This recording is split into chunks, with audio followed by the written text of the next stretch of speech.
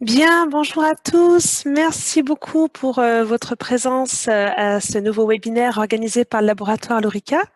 Aujourd'hui, nous allons traiter de la thyroïde, son fonctionnement, ses dysfonctionnements et les outils que nous allons pouvoir mettre en place eh bien, pour la rééquilibrer.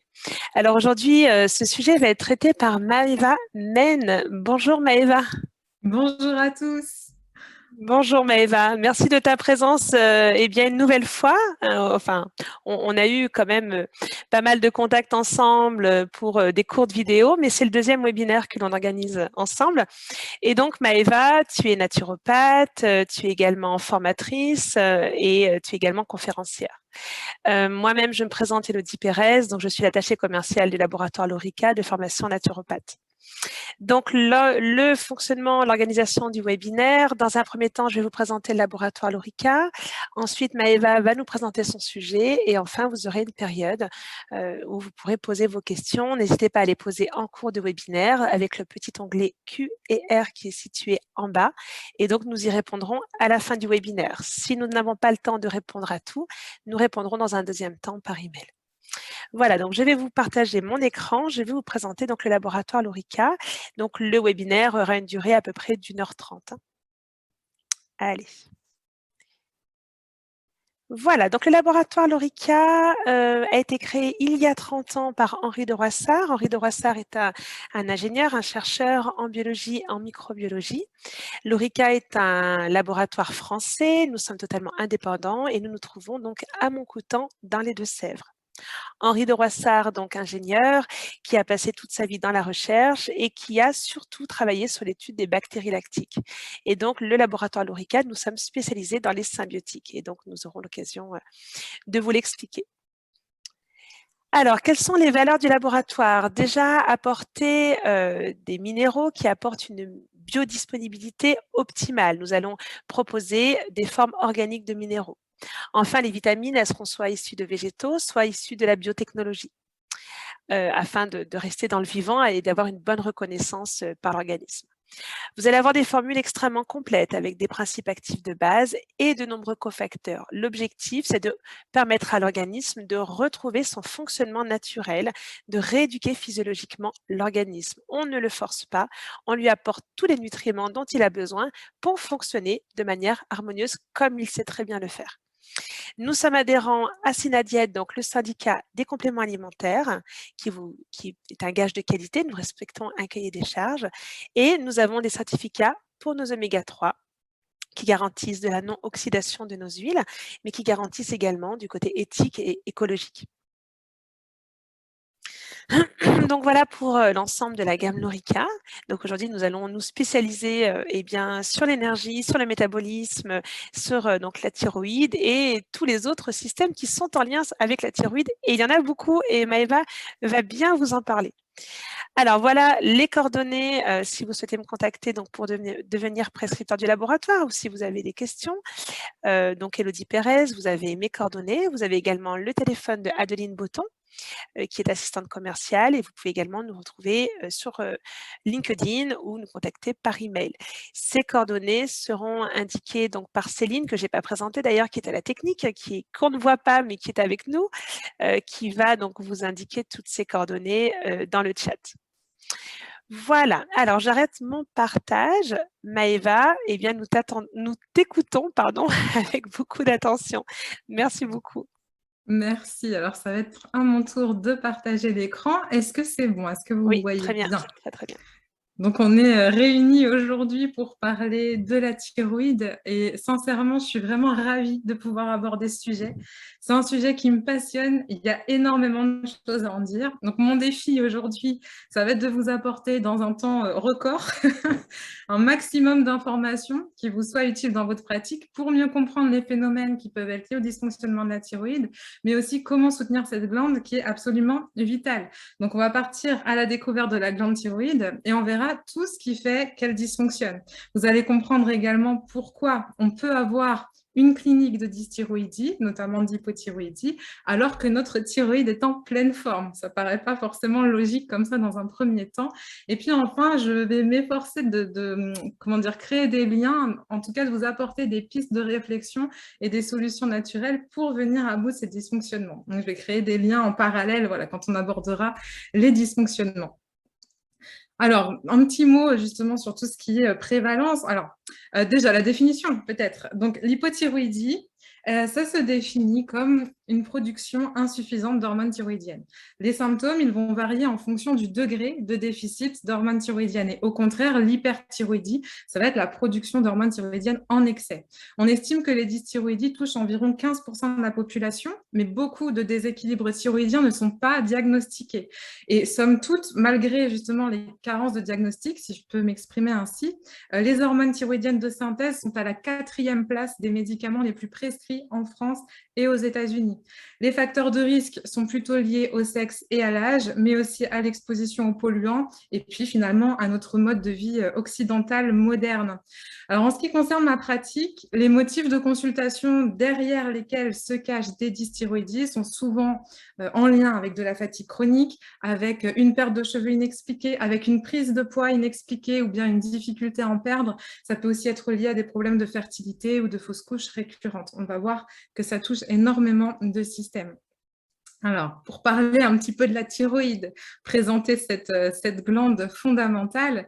Donc, la thyroïde, c'est une petite glande en forme de papillon qui a 2 lobes qui sont reliés par un isthme. Donc, elle est située à la base du cou, en avant de la trachée, sous la pomme d'Adam, qui est le cartilage thyroïde. Donc, elle mesure environ 4 cm sur 4 ou 3 sur 3. Voilà, ça dépend aussi des morphologies. Elle a généralement 2 cm d'épaisseur. Mais ce qui compte, en fait, ça va être les modifications au niveau de l'épaisseur de la thyroïde qui vont être un indicateur de dysfonctionnement. On peut parler alors de goitre. Donc la thyroïde, c'est une glande qui est située juste sous la peau, donc elle est très facile à ausculter, mais elle est aussi très facile à opérer. Alors c'est ce qui peut expliquer aussi l'excès d'ablation. Enfin bref. Donc derrière la thyroïde se cachent aussi des petites glandes, les parathyroïdes, qui régulent le métabolisme du calcium. On ne va pas en parler aujourd'hui, mais voilà, il faut les présenter quand même. Et donc la thyroïde, elle est formée de follicules arrondis et elle va sécréter plusieurs produits. On va avoir la calcitonine qui joue un rôle sur le taux du calcium sanguin et le métabolisme osseux, et dont nous ne parlerons pas non plus aujourd'hui. Et puis, il y a la T4, environ 80%, 90% de la production, c'est de la T4. La T3 à environ 7%, la T2 et la T1. Donc, en naturopathie, le système glandulaire, tout comme le système nerveux d'ailleurs, constitue une réserve de vitalité très importante et pour cause, la thyroïde, c'est la glande de la vitalité. Quand elle est active, la vitalité augmente. Plus elle est active, plus on est sensible aux émotions qui vont nous pousser vers l'extérieur, comme la joie, la sympathie ou encore la colère. À ce moment-là, le métabolisme augmente, la respiration aussi, la température, le fonctionnement cardiaque, la digestion, etc., etc. Par contre, quand elle est en hypofonction, il y a une atténuation vitale avec un ralentissement de tout cela, donc du rythme cardio-respiratoire, de la température, du métabolisme, bref.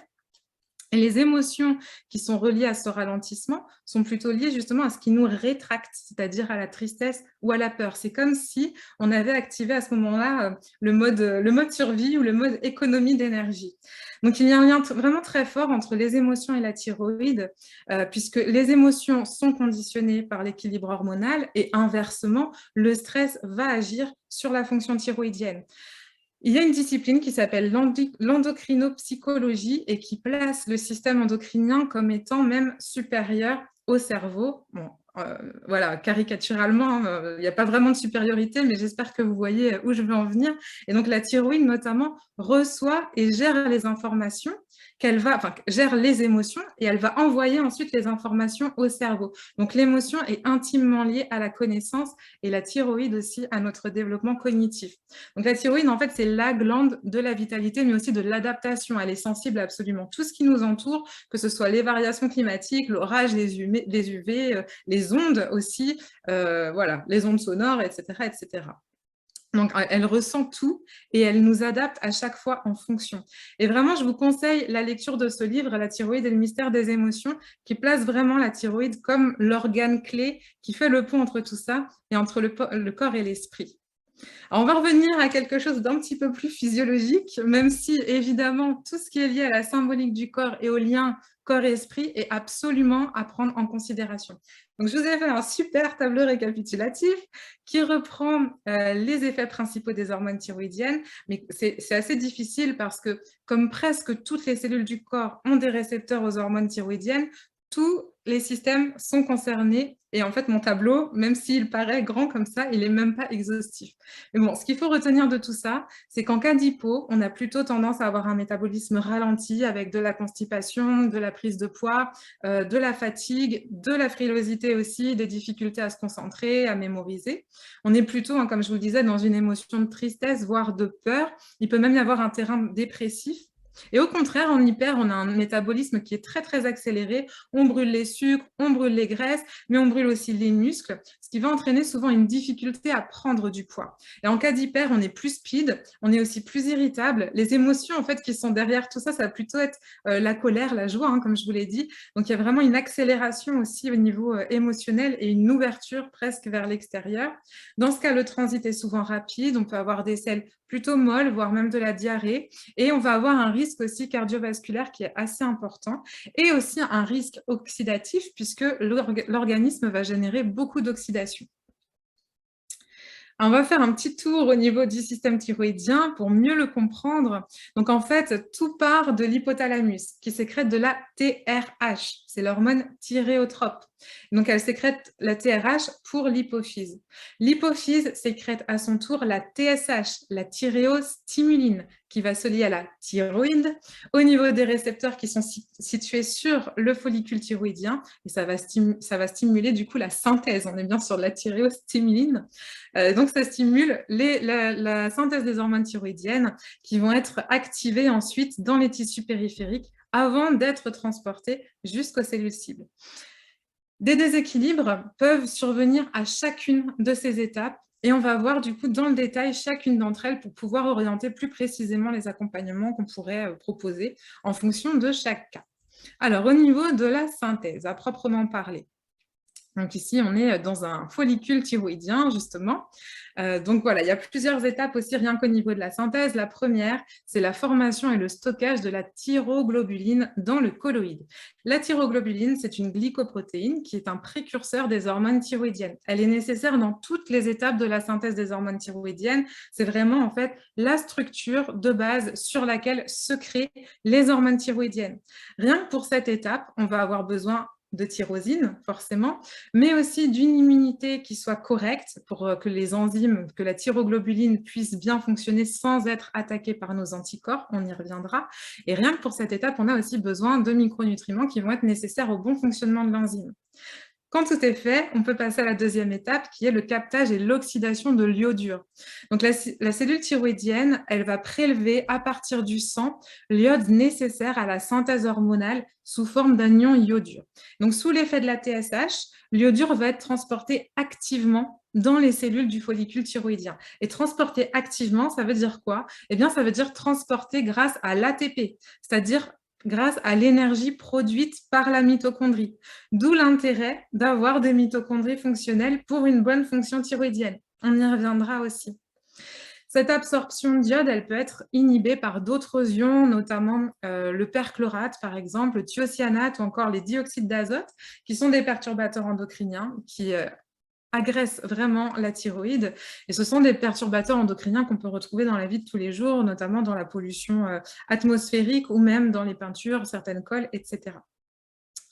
Pour cette étape, on va avoir besoin d'iode, évidemment, mais aussi d'une bonne fonction mitochondriale. Pour la troisième étape, donc là, c'est l'iodation, c'est-à-dire que en fait, les matériaux nécessaires à la construction des hormones thyroïdiennes, ce sont d'un côté la tyrosine, qui est un acide aminé non essentiel, et l'iode. Donc l'iode va venir se lier à la tyrosine, qui, elle, est accrochée à la thyroglobuline. Et cette réaction repose sur une enzyme qui s'appelle la thyroperoxydase, qu'on appelle aussi TPO, et qui est vraiment un élément clé aussi dans le fonctionnement thyroïdien. Donc cette enzyme, elle est située dans la membrane des cellules thyroïdiennes et elle va être responsable autant de l'incorporation de l'iode dans la glande thyroïde que de l'iodation de la thyroglobuline. Donc son action, elle est aussi très pro-oxydante et la thyroïde a besoin de beaucoup de sélénium pour tamponner cette oxydation. Donc, à ce niveau, on va avoir besoin, encore une fois, d'avoir une immunité correcte qui tolère nos TPO. On va aussi avoir besoin de micronutriments nécessaires au bon fonctionnement de l'enzyme. On y reviendra. Je préfère juste vous dire un petit peu tout, comme ça vous avez aussi dans la tête, et après je rentrerai dans les détails ensuite. Et on aura aussi besoin du coup du sélénium pour tamponner l'oxydation. Et puis ensuite, on va avoir une union de la T1 et de la T2. Alors, je vais passer peut-être à ce schéma-là. Ça va peut-être être plus lisible pour cette étape. En fait, quand la tyrosine se lie à un iode, on a de la T1. Quand la tyrosine se lie à 2 iodes, on a de la T2. Et ensuite, on va avoir des enzymes du colloïde qui vont venir unir ces deux produits pour obtenir de la T3, c'est-à-dire l'union de la T1 plus de la T2, ou de la T4, c'est-à-dire l'union de 2 T2. Donc, la thyroïde, elle va synthétiser ces hormones thyroïdiennes à partir de ces précurseurs. Et la T4, tout comme la T3, va être composée de 2 tyrosines, mais ce qui va les différencier, donc, c'est un atome d'iode. Il y en a 4 pour la T4, il y en a 3 pour la T3. La thyroïde, elle synthétise un petit peu de T3, mais c'est véritablement la T4 qui est le produit principal de la sécrétion thyroïdienne et qui va en fait constituer la forme de réserve des hormones thyroïdiennes. Et selon les besoins de l'organisme, la T4 va être convertie en T3, qui est la forme active, c'est-à-dire que la T3, c'est la seule hormone qui a véritablement un effet sur le métabolisme et sur le développement. Et puis en 5e étape, on va avoir la libération des hormones. Il va y avoir en fait une protéolyse qui va libérer l'hormone de la thyroglobuline et de la colloïde. Voilà, pour la synthèse des hormones thyroïdiennes. Et donc, une fois que ces hormones thyroïdiennes sont synthétisées, elles vont être ensuite converties, en tout cas pour ce qui est de la T4 en T3. Et cette transformation, elle se fait dans les tissus périphériques, notamment le foie, les reins et l'intestin. Et la transformation de la T4 en T3 se fait grâce à une enzyme qui s'appelle la 5'-désiodase. Et cette enzyme va enlever un atome d'iode, c'est-à-dire que de 4, on passe à 3. La prime est importante, vous allez comprendre. En fait, la T4, elle peut être aussi transformée en RT3. Ça s'appelle la T3 reverse. Et cette RT3, c'est une hormone inactive. Donc, le site où est enlevé l'atome d'iode n'est pas le même et ça va la rendre du coup dysfonctionnelle. En fait, la RT3 ne va pas délivrer de message dans les cellules cibles. Et cette transformation-là, elle se fait par l'enzyme 5'-désiodase et qui intervient notamment en cas de stress. Donc, vous voyez, notre enzyme a perdu son prime. Donc, il était vraiment important pour distinguer l'une de l'autre. Pour en revenir au stress, le stress, c'est vraiment un élément majeur dans la conversion de T4 en T3. Je vais vous expliquer pourquoi. Lors d'un stress chronique, on produit beaucoup de cortisol. Or, le cortisol, il va bloquer la 5'-désiodase. Alors, on peut se dire, mince, mais pourquoi? Quel est le but? Mais en fait, la nature, elle est vraiment bien faite parce qu'en cas de stress prolongé, que ce soit lié à une maladie, que ce soit lié à une blessure ou à un manque d'eau ou à une famine, on va avoir un ralentissement du corps pour qu'il puisse durer plus longtemps. Et il se passe la même chose quand on fait un jeûne, par exemple. Et c'est pour cette raison qu'il faut absolument bien préparer le jeûne pour ne pas stresser le corps et qu'il faut aussi éviter de le faire chez les personnes qui ont une hypothyroïdie parce que ça va favoriser la conversion de T4 en RT3. Et d'ailleurs, les personnes en hypothyroïdie peuvent avoir tendance au surpoids et le fait de faire des restrictions caloriques lors des régimes amaigrissants va renforcer l'hypothyroïdie en convertissant la T4 en RT3 et ça va donc renforcer la prise de poids. Donc, notre RT3 qui est inactive va prendre la place de notre T3 sur le récepteur cellulaire. Et c'est ce qui explique pourquoi un bilan sanguin peut être a priori parfait, avec une TSH assez basse, avec une T4 et avec une T3 correcte, alors que toute la clinique nous indique qu'il y a une hypothyroïdie. En fait, c'est parce que RT3 bloque l'accès sur le récepteur. Alors, bref, on va laisser la conversion de côté pour l'instant. Suite à cette conversion, la T3 va transiter par le sang, donc jusqu'aux cellules cibles et au niveau nucléaire, et la majeure partie des hormones thyroïdiennes libérées vont se lier immédiatement à une protéine même plusieurs types de protéines, mais la principale, c'est la TGB qui va être produite par le foie. Et donc après, voilà, il va pouvoir avoir libération de l'hormone et action. Et puis, il va y avoir un phénomène de rétrocontrôle qui fait que lorsque le taux de T3 et de T4 baisse dans le sang, la TSH augmente. Et inversement, si les T3 et T4 deviennent plus élevés, eh bien la TSH va baisser pour éviter de stimuler la thyroïde. C'est ce qui nous amène du coup au bilan thyroïdien. Quand un médecin veut savoir si la thyroïde fonctionne bien, il peut très bien doser, par exemple, T3 et T4. Mais souvent, il va prescrire seulement le dosage de TSH, puisque c'est un reflet indirect du fonctionnement de la thyroïde. Donc, comme je vous l'ai dit, quand T3 et T4 baissent dans le sang, la TSH augmente, et inversement, si T3 et T4 augmente dans le sang, eh bien, la TSH baisse pour ne plus stimuler la thyroïde. Mais en fait, cette théorie de doser uniquement la TSH, elle va avoir plusieurs limites. La première, on l'a vu déjà, elle va être liée à la conversion de T4 en RT3.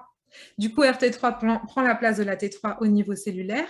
La concentration en T3 dans le sang ne va pas changer. Et pourtant, on aura une clinique d'hypothyroïdie puisque la T3 n'aura pas pu agir sur le métabolisme de la cellule.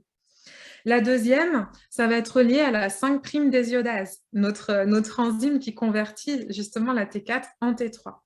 La T3, elle est nécessaire partout dans l'organisme, même au niveau de l'hypophyse, qui en a aussi besoin pour fonctionner. Et en fait, il existe deux types de 5'-désiodase. Alors, on peut peut-être reprendre cette partie-là. Donc, vous voyez qu'il existe deux types d'enzymes. La première, elle agit au niveau périphérique et elle a besoin de sélénium. Mais la deuxième, elle agit au niveau central et elle n'a pas besoin de sélénium parce que tout est fait pour que la désiodase fonctionne le mieux possible au niveau central, au niveau hypothalamo-hypophysaire, même sans sélénium, parce qu'il y a une priorité vitale du fonctionnement central sur la périphérie. Et c'est ce qui explique pourquoi on peut avoir une carence en T3 au niveau périphérique sans pour autant en avoir une au niveau central. Dans ce cas, la TSH, elle reste équilibrée puisque l'hypophyse, elle baigne dans un environnement de T3 qui est absolument convenable, mais les taux au niveau périphérique ne suffisent pas à avoir un métabolisme adapté, adéquat. Donc, une simple carence en sélénium peut générer ce genre de problématique puisque la 5'-désiodase au niveau périphérique est sélénium dépendante. Et puis, alors, voilà, pour revenir à ma slide, il y a d'autres limites aussi, par exemple la fourchette entre le minimum et le maximum qui est souvent de l'ordre de 10. C'est tellement énorme en fait que ça ne veut plus rien dire. C'est comme si on vous disait que votre poids de forme devait se situer quelque part entre 50 et 500 kilos. Donc voilà, ça n'a plus vraiment de sens. Et en plus, ces normes dépendent des labos puisque c'est établi sur des moyennes et des moyennes de personnes qui sont a priori en bonne santé, mais qui peuvent avoir déjà un climat d'hypothyroïdie et donc une TSH qui finalement ne reflète plus... le bon dosage entre guillemets de TSH ne reflète plus la bonne santé de la thyroïde ou d'un climat thyroïdien adapté. Et donc, nous, en naturo ou en micronutrition, on va être un petit peu plus exigeant par rapport à toutes ces normes et ça va nous permettre de voir quand se crée un déséquilibre avant de basculer dans la maladie ou plutôt même dans le diagnostic en fait, de cette maladie. Donc, je vous ai mis des petits tableaux un peu récap sur les prises de sang. Dans le premier tableau, vous voyez qu'on a des valeurs qui vont nous donner des informations importantes et qui finalement devraient constituer la base de tout bilan thyroïdien. Alors, en tant que naturopathe, je ne peux pas prescrire de bilan thyroïdien, mais c'est vrai que j'aime bien travailler avec les médecins par rapport à ça, où je leur demande voilà, s'il est possible de faire la mesure TSH, T3, T4. Pour moi, c'est la base, puisque la TSH, je vous l'ai dit, ça ne sert pas finalement à grand-chose. Seul, ça n'a pas beaucoup de sens. Et même ces données-là, parfois, elles peuvent se montrer insuffisantes parce qu'elles peuvent être dans les normes, alors qu'on a quand même des symptômes cliniques qui sont clairs. Et donc, dans le tableau 2, vous avez des informations supplémentaires en évaluant notamment la T3 reverse, mais aussi les anticorps. Si la TSH augmente et que T4 et T3 diminuent, on peut penser que la thyroïde se dirige vers l'hypo. Mais au contraire, si la TSH diminue et que T3 et T4 augmentent, on peut penser qu'on se dirige un peu plus vers l'hyper. La présence d'anticorps, elle peut traduire aussi bien une hyperthyroïdie qu'une hypothyroïdie. Bon, il faudrait aller un petit peu plus loin, mais dans le cas de base d'eau, par exemple, donc dans le cas de l'hyperthyroïdie, ça va surtout être des anticorps anti-récepteurs de la TSH, alors que dans le cas d'Hashimoto, on aura aussi souvent la présence d'anti-thyroglobulines. Voilà. Après, la TPO, on peut la retrouver dans les deux. À des proportions un petit peu plus... Mais là, il faudrait rentrer beaucoup plus dans le détail. Donc, ce serait à voir avec le médecin. Nous, on n'est pas obligé d'aller jusque-là non plus. Voilà.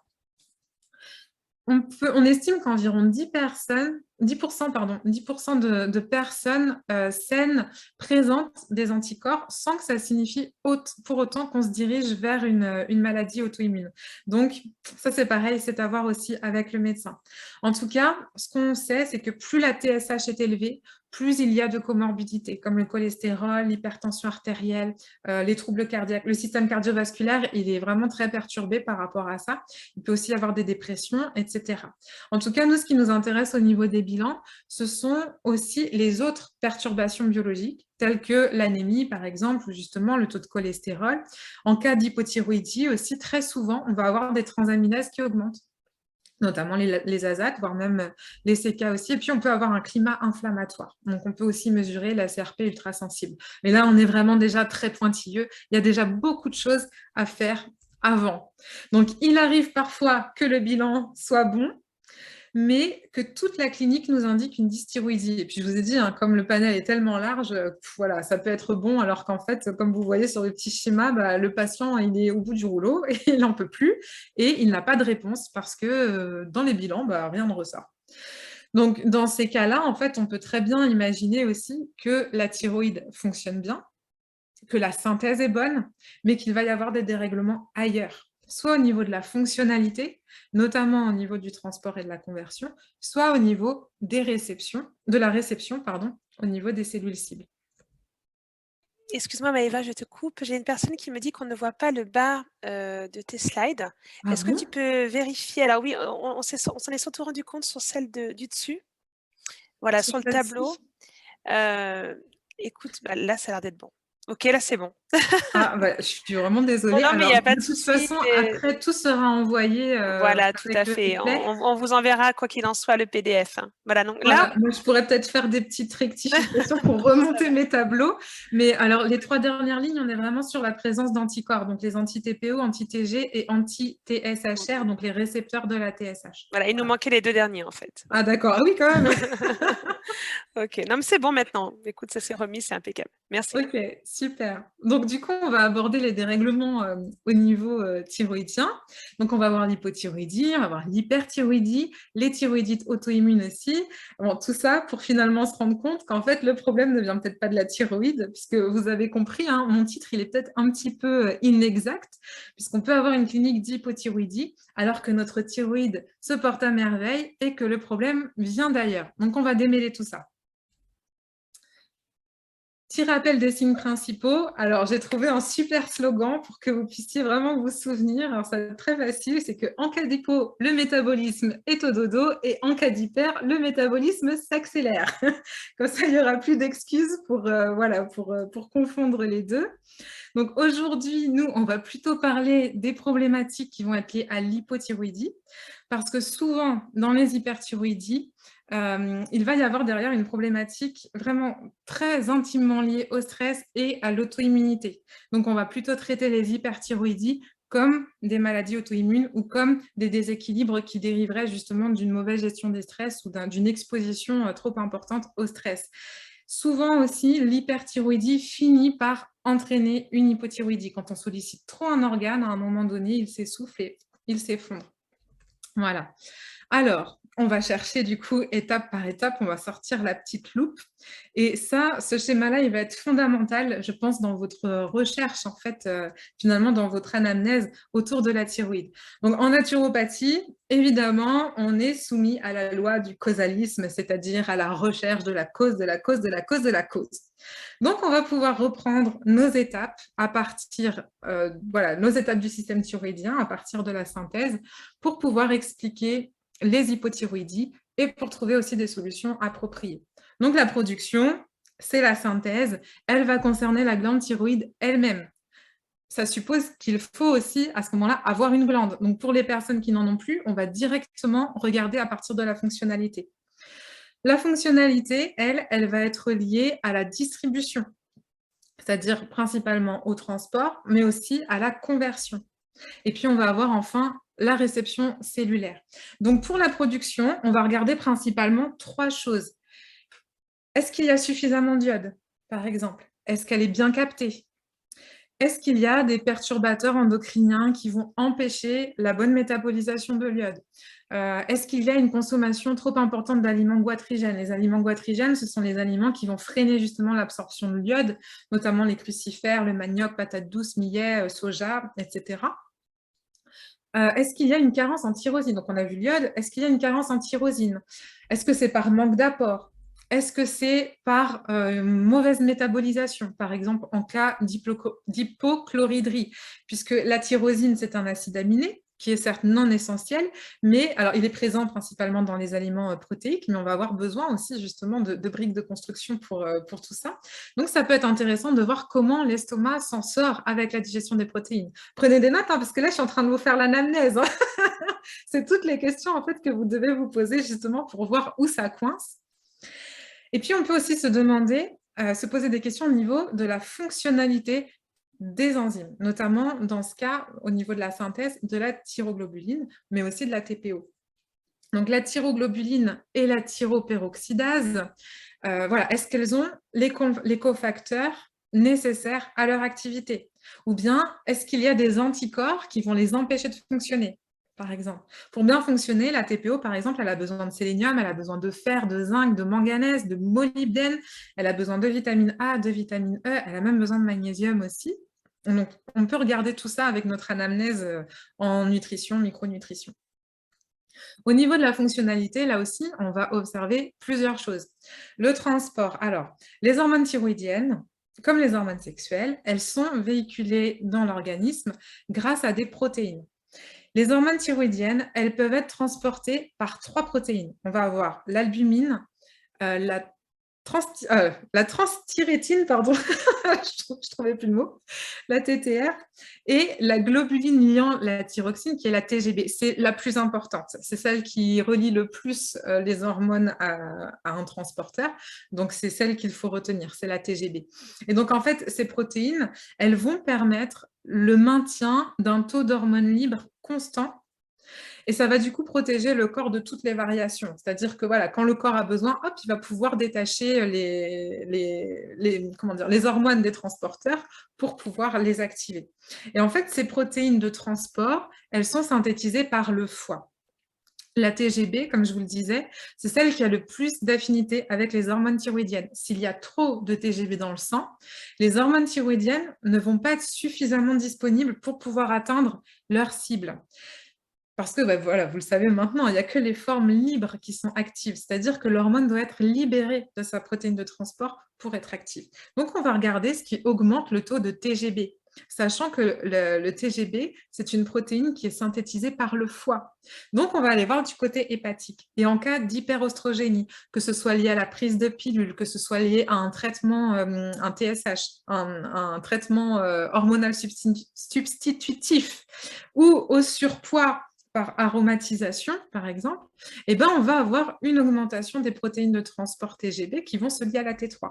Donc, dans ce cas-là, la T3, elle n'est plus libre et elle est inactivée. On va alors avoir moins d'hormones thyroïdiennes libres qui vont apporter du coup beaucoup moins de fonctionnalité. Et donc, la thyroïde, elle va avoir besoin de produire encore plus d'hormones et elle va avoir besoin encore plus de cofacteurs dans des quantités plus importantes. Et au contraire, on peut se retrouver aussi dans des cas où il n'y a pas assez de TGB. Et dans ces cas-là, les hormones thyroïdiennes, elles vont être plus rapidement éliminées. Alors, ça peut venir plus souvent, dans ce cas-là, quand même, d'une résistance à l'insuline, par exemple, ou d'un excès de testostérone dans le sang. Voilà. Donc, une fois qu'on a regardé le transport, on va pouvoir aussi regarder la conversion. Alors, la conversion, c'est ce qui va garantir vraiment la bonne fonctionnalité. Donc, pour la conversion, on a besoin d'une bonne santé hépatique et puis de certains nutriments comme le sélénium. Donc, on va aussi vérifier s'il n'y a pas des choses qui vont inhiber l'activité de notre enzyme, la 5' désiodase. Ça peut être certains médicaments comme les produits anesthésiants, ça peut être aussi des composés organiques iodés, ça peut être les corticoïdes, il y a tout un tas de molécules. Alors c'est pareil, si on a le temps, peut-être à la fin, je pourrais vous en citer quelques-unes. Mais il faut savoir qu'il y a des médicaments qui peuvent justement inhiber cette enzyme. Les maladies chroniques aussi, et plus généralement, en fait, les terrains inflammatoires ou les terrains qui souffrent de stress oxydatif. On peut avoir la présence de perturbateurs endocriniens, décidément, d'herbicides, de pesticides, de métaux lourds, et puis le stress, qu'il soit physiologique ou qu'il soit psychologique, émotionnel, ça va entraîner un excès de cortisol, mais on va aussi avoir l'excès d'oestrogène qui va encore une fois biaiser la conversion de T4 en T3. Donc quand on prend du lévothyrox, par exemple, on prend de la T4. Mais si on a un problème de conversion au niveau périphérique, eh bien, on peut avoir une clinique d'hypothyroïdie malgré la prise du médicament. Et dans ce cas-là, le médecin va augmenter, généralement c'est ce qui se passe, il augmente la dose, mais au final, ça ne change pas grand-chose. Après, il y a d'autres molécules aussi qui existent quand il faut absolument passer par un traitement allopathique. Ça, c'est à voir avec le médecin. Mais il y a des traitements à base de T4 et T3. Donc, ça permet de retrouver une clinique beaucoup plus confortable. Voilà. Et puis, on va pouvoir regarder aussi au niveau de la réception. Alors, les hormones thyroïdiennes, elles sont assez uniques en fait sur le marché du vivant puisqu'elles sont à la fois peptidiques et stéroïdes. C'est-à-dire que pour être actives, il va falloir avoir des récepteurs au niveau des membranes, il va falloir activer ces récepteurs membranaires, et puis il va falloir aussi des mitochondries en bonne santé parce qu'on va avoir des récepteurs au niveau mitochondrial. Et surtout, comme les hormones sont aussi de nature lipophile, on va atteindre même des récepteurs au niveau nucléaire jusqu'à atteindre le génome. Donc, on va avoir besoin des nutriments indispensables pour une bonne expression du génome, notamment la vitamine D et la vitamine A, qui sont évidemment les vitamines aussi nécessaires pour l'activation des récepteurs membranaires au niveau cellulaire. Sans ça, la T3, elle ne peut pas rentrer dans la cellule. La vitamine A, c'est vraiment important dans ce cas-là qu'elle soit d'origine animale parce que les hormones thyroïdiennes sont indispensables à la conversion du bêta-carotène, donc la pré-vitamine A, en vitamine A. Donc, en hypothyroïdie, la conversion se fait mal. La vitamine A, elle va avoir des taux qui ne vont pas être suffisants. Ce n'est pas toujours évident à doser parce qu'on est sur une vitamine liposoluble et donc, du coup, on a quand même des stocks. Mais on peut avoir des taux qui sont qui ne décollent pas. C'est ce qui explique aussi pourquoi les personnes qui sont en hypo ont tendance à avoir la paume des mains ou la plante des pieds un peu orangée parce que le bêta-carotène ne finit pas sa conversion en vitamine A. En fait, dans la boucle thyroïdienne, il y a plein de cercles vicieux. Par exemple, dans ce cas, on a besoin des hormones thyroïdiennes pour bien assimiler et pour bien convertir certaines choses comme la vitamine A, et on a besoin de nutriments comme la vitamine A pour avoir un bon fonctionnement thyroïdien. Tout à l'heure aussi, on a parlé de la problématique de l'hypochloridrie. Généralement, il y a un lien aussi entre hypothyroïdie et hypochloridrie, alors qu'on a besoin d'un estomac fonctionnel pour avoir une bonne thyroïde et d'une thyroïde fonctionnelle pour avoir un estomac qui fonctionne bien aussi. Donc, il y a plein de cercles vicieux comme ça qu'on peut nous enrayer en naturo ou en micronutrition. Alors, au niveau de la mesure aussi, juste un petit mot par rapport à ça, on ne peut pas mesurer la capacité d'une cellule à recevoir l'hormone thyroïdienne. Il n'y a vraiment que la clinique qui peut nous le permettre. Donc, si tout est OK en amont et qu'on voit que finalement la personne a quand même une clinique d'hypothyroïdie, on peut se dire qu'effectivement, au niveau des récepteurs nucléaires, enfin des récepteurs cellulaires et notamment nucléaires, il y a peut-être des choses à faire. Donc là encore, un tableau. Alors ça, c'est pareil, c'est une des slides peut-être les plus importantes de la présentation où vous avez les 4 causes principales d'une clinique d'hypothyroïdie et vous avez à chaque cause une solution qui correspond. Donc, si ça bug au niveau de la synthèse, on va regarder au niveau des apports. On va regarder, et s'il manque d'apport, évidemment, on va corriger l'alimentation. On va, comme je vous l'ai dit, éviter les aliments goitrigènes, supplémenter si besoin. Est-ce que c'est un problème d'assimilation? À ce moment-là, on va plutôt orienter notre attention sur le soutien gastrique et intestinal. Bien penser à la mastication. Il faut vraiment qu'on embête nos consultants avec ça. Non, pas les embêter, mais il faut vraiment les informer par rapport à ça.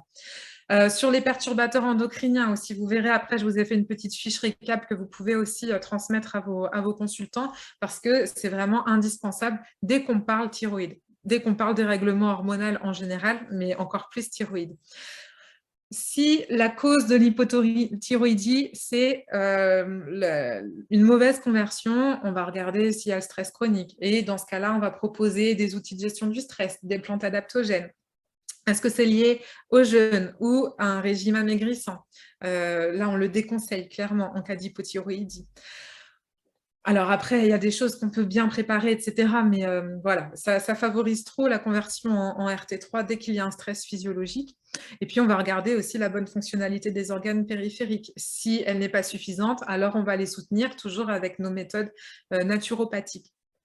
Si c'est au niveau de la réception cellulaire, on va déjà s'assurer d'une bonne santé cellulaire et aussi membranaire, c'est-à-dire avec des phospholipides, des oméga-3, vitamine A, vitamine D, les mitochondries aussi qui ont leur rôle à jouer.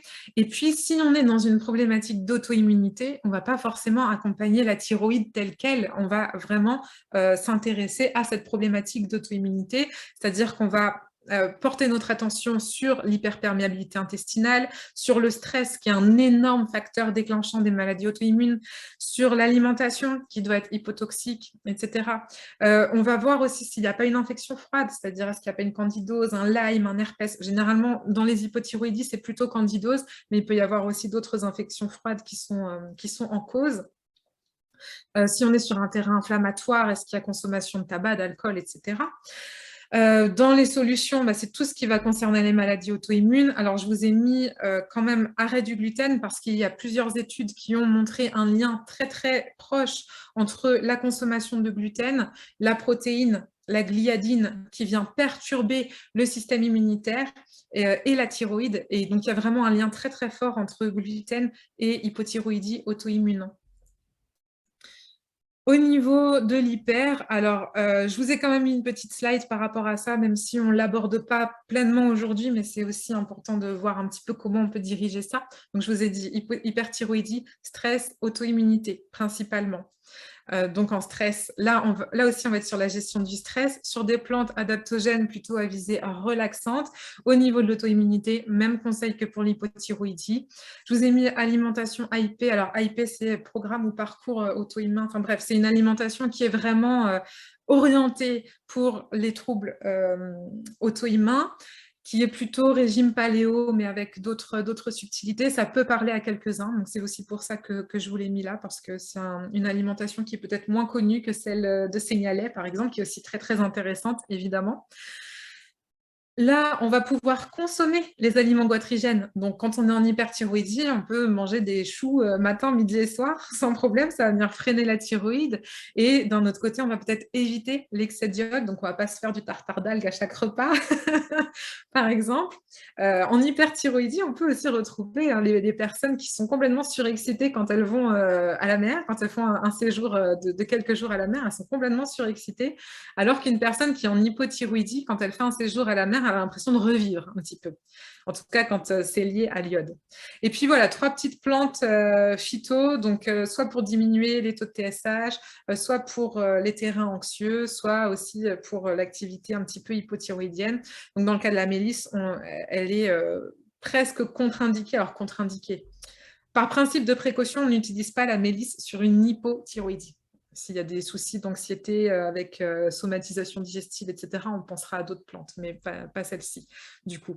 Ah, avant de passer à ce nouveau chapitre, juste vous mettre en garde aussi de faire attention à tout ce qui est cycle hyper, hypo, parce qu'à ce moment-là, en fait, ça indique aussi que la glande, elle est en souffrance. Elle essaye toujours de rééquilibrer, mais ça part trop loin à chaque fois.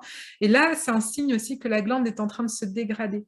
Et parfois, on met même un diagnostic de bipolarité ou de problème psychologique, voire même psychiatrique, parce que on a des symptômes thyroïdiens, mais ce sont des symptômes qui ne sont pas spécifiques. On peut avoir de la fatigue chronique, troubles de l'humeur, de la concentration, de la mémoire, etc. Donc, on peut avoir l'impression que, soi-disant, ça vient du cerveau. Mais pour rappel, la thyroïde est intimement liée aussi, justement, à ce qui se passe à ce niveau-là. Donc, on peut parfois passer à côté de certaines choses. Donc, c'est important de pouvoir optimiser la thyroïde avec des facteurs nutritionnels, de pouvoir moduler l'immunité si nécessaire pour éviter aussi ce genre de diagnostic. Alors, pour ceux qui connaissent déjà ma manière de fonctionner, ben, je reprends toujours pour tous les systèmes du corps, c'est la même chose. C'est-à-dire qu'avant de restructurer, on va arrêter d'agresser déjà. Donc là, ça va être la première étape, la protection. On arrête d'agresser. Et puis ensuite, on va soutenir la production. On va soutenir la fonctionnalité avec le transport, la conversion. Et puis, on va soutenir la réception au niveau cellulaire. Donc, pour arrêter d'agresser, une petite slide très synthétique où, évidemment, on évite l'exposition aux polluants le plus possible, la consommation d'aliments goitrigènes, les sources de gluten, les régimes amincissants et le jeûne. Alors, vous voyez ici, là, on a un schéma qui reprend justement les différentes étapes de la synthèse des hormones thyroïdiennes et de leur utilisation. Et les perturbateurs endocriniens peuvent intervenir à chaque étape. Donc, c'est vraiment quelque chose de clé dans notre démarche. Voilà la petite fiche dont je vous ai parlé. Je vous laisserai la découvrir plus en détail. C'est une fiche qui est assez simple, que vous pouvez envoyer. Alors, je ne sais plus où je l'avais trouvée, mais bon, il y a les références. Donc, je vous la transmets parce que je la donne aussi à mes consultants. Ça met en garde principalement sur la qualité de l'air intérieur, puisque celui-là, on a un petit peu plus de pouvoir dessus. Donc, faire très attention à tous les halogènes, ce qu'on appelle les halogènes, donc le chlore, le fluor, le bromure. Le bromure, on en trouve dans tous les canapés, tapis, matelas. C'est pour éviter les incendies. Alors, quand on a un nouveau matelas, on dort super bien. Mais en fait, c'est parce que le bromure vient se mettre à la place de l'iode et du coup, on est en hypothyroïdie. Bon, c'est un petit peu caricatural ce que je raconte, mais c'est presque ça. On pense aussi aux chambres des bébés qu'on fait tout à neuf avec des super tapisseries ou des super peintures, des meubles neufs, des nouveaux matelas, etc. Et en fait, il y a énormément de perturbateurs endocriniens qui vont perturber la thyroïde de nos bébés, de nos enfants. Et les hormones thyroïdiennes, elles sont indispensables à tout ce qui est croissance et aussi développement même cérébral aussi. Donc voilà, pour les perturbateurs endocriniens, on en trouve vraiment partout. Il y a des choses qu'on peut faire. Même si on ne peut pas se protéger de tout, il y a quand même des choses qu'on peut faire, même dans la cuisine ou au niveau des produits d'hygiène, des produits cosmétiques. Pour faire le ménage, on peut utiliser du bicarbonate, du vinaigre blanc, du savon noir, et ça marche très bien. Voilà, il y a beaucoup de choses à mettre en place rien qu'à ce niveau-là. Les modes de cuisson, enfin les ustensiles de cuisine, etc., etc., etc. Je vous laisserai découvrir ça.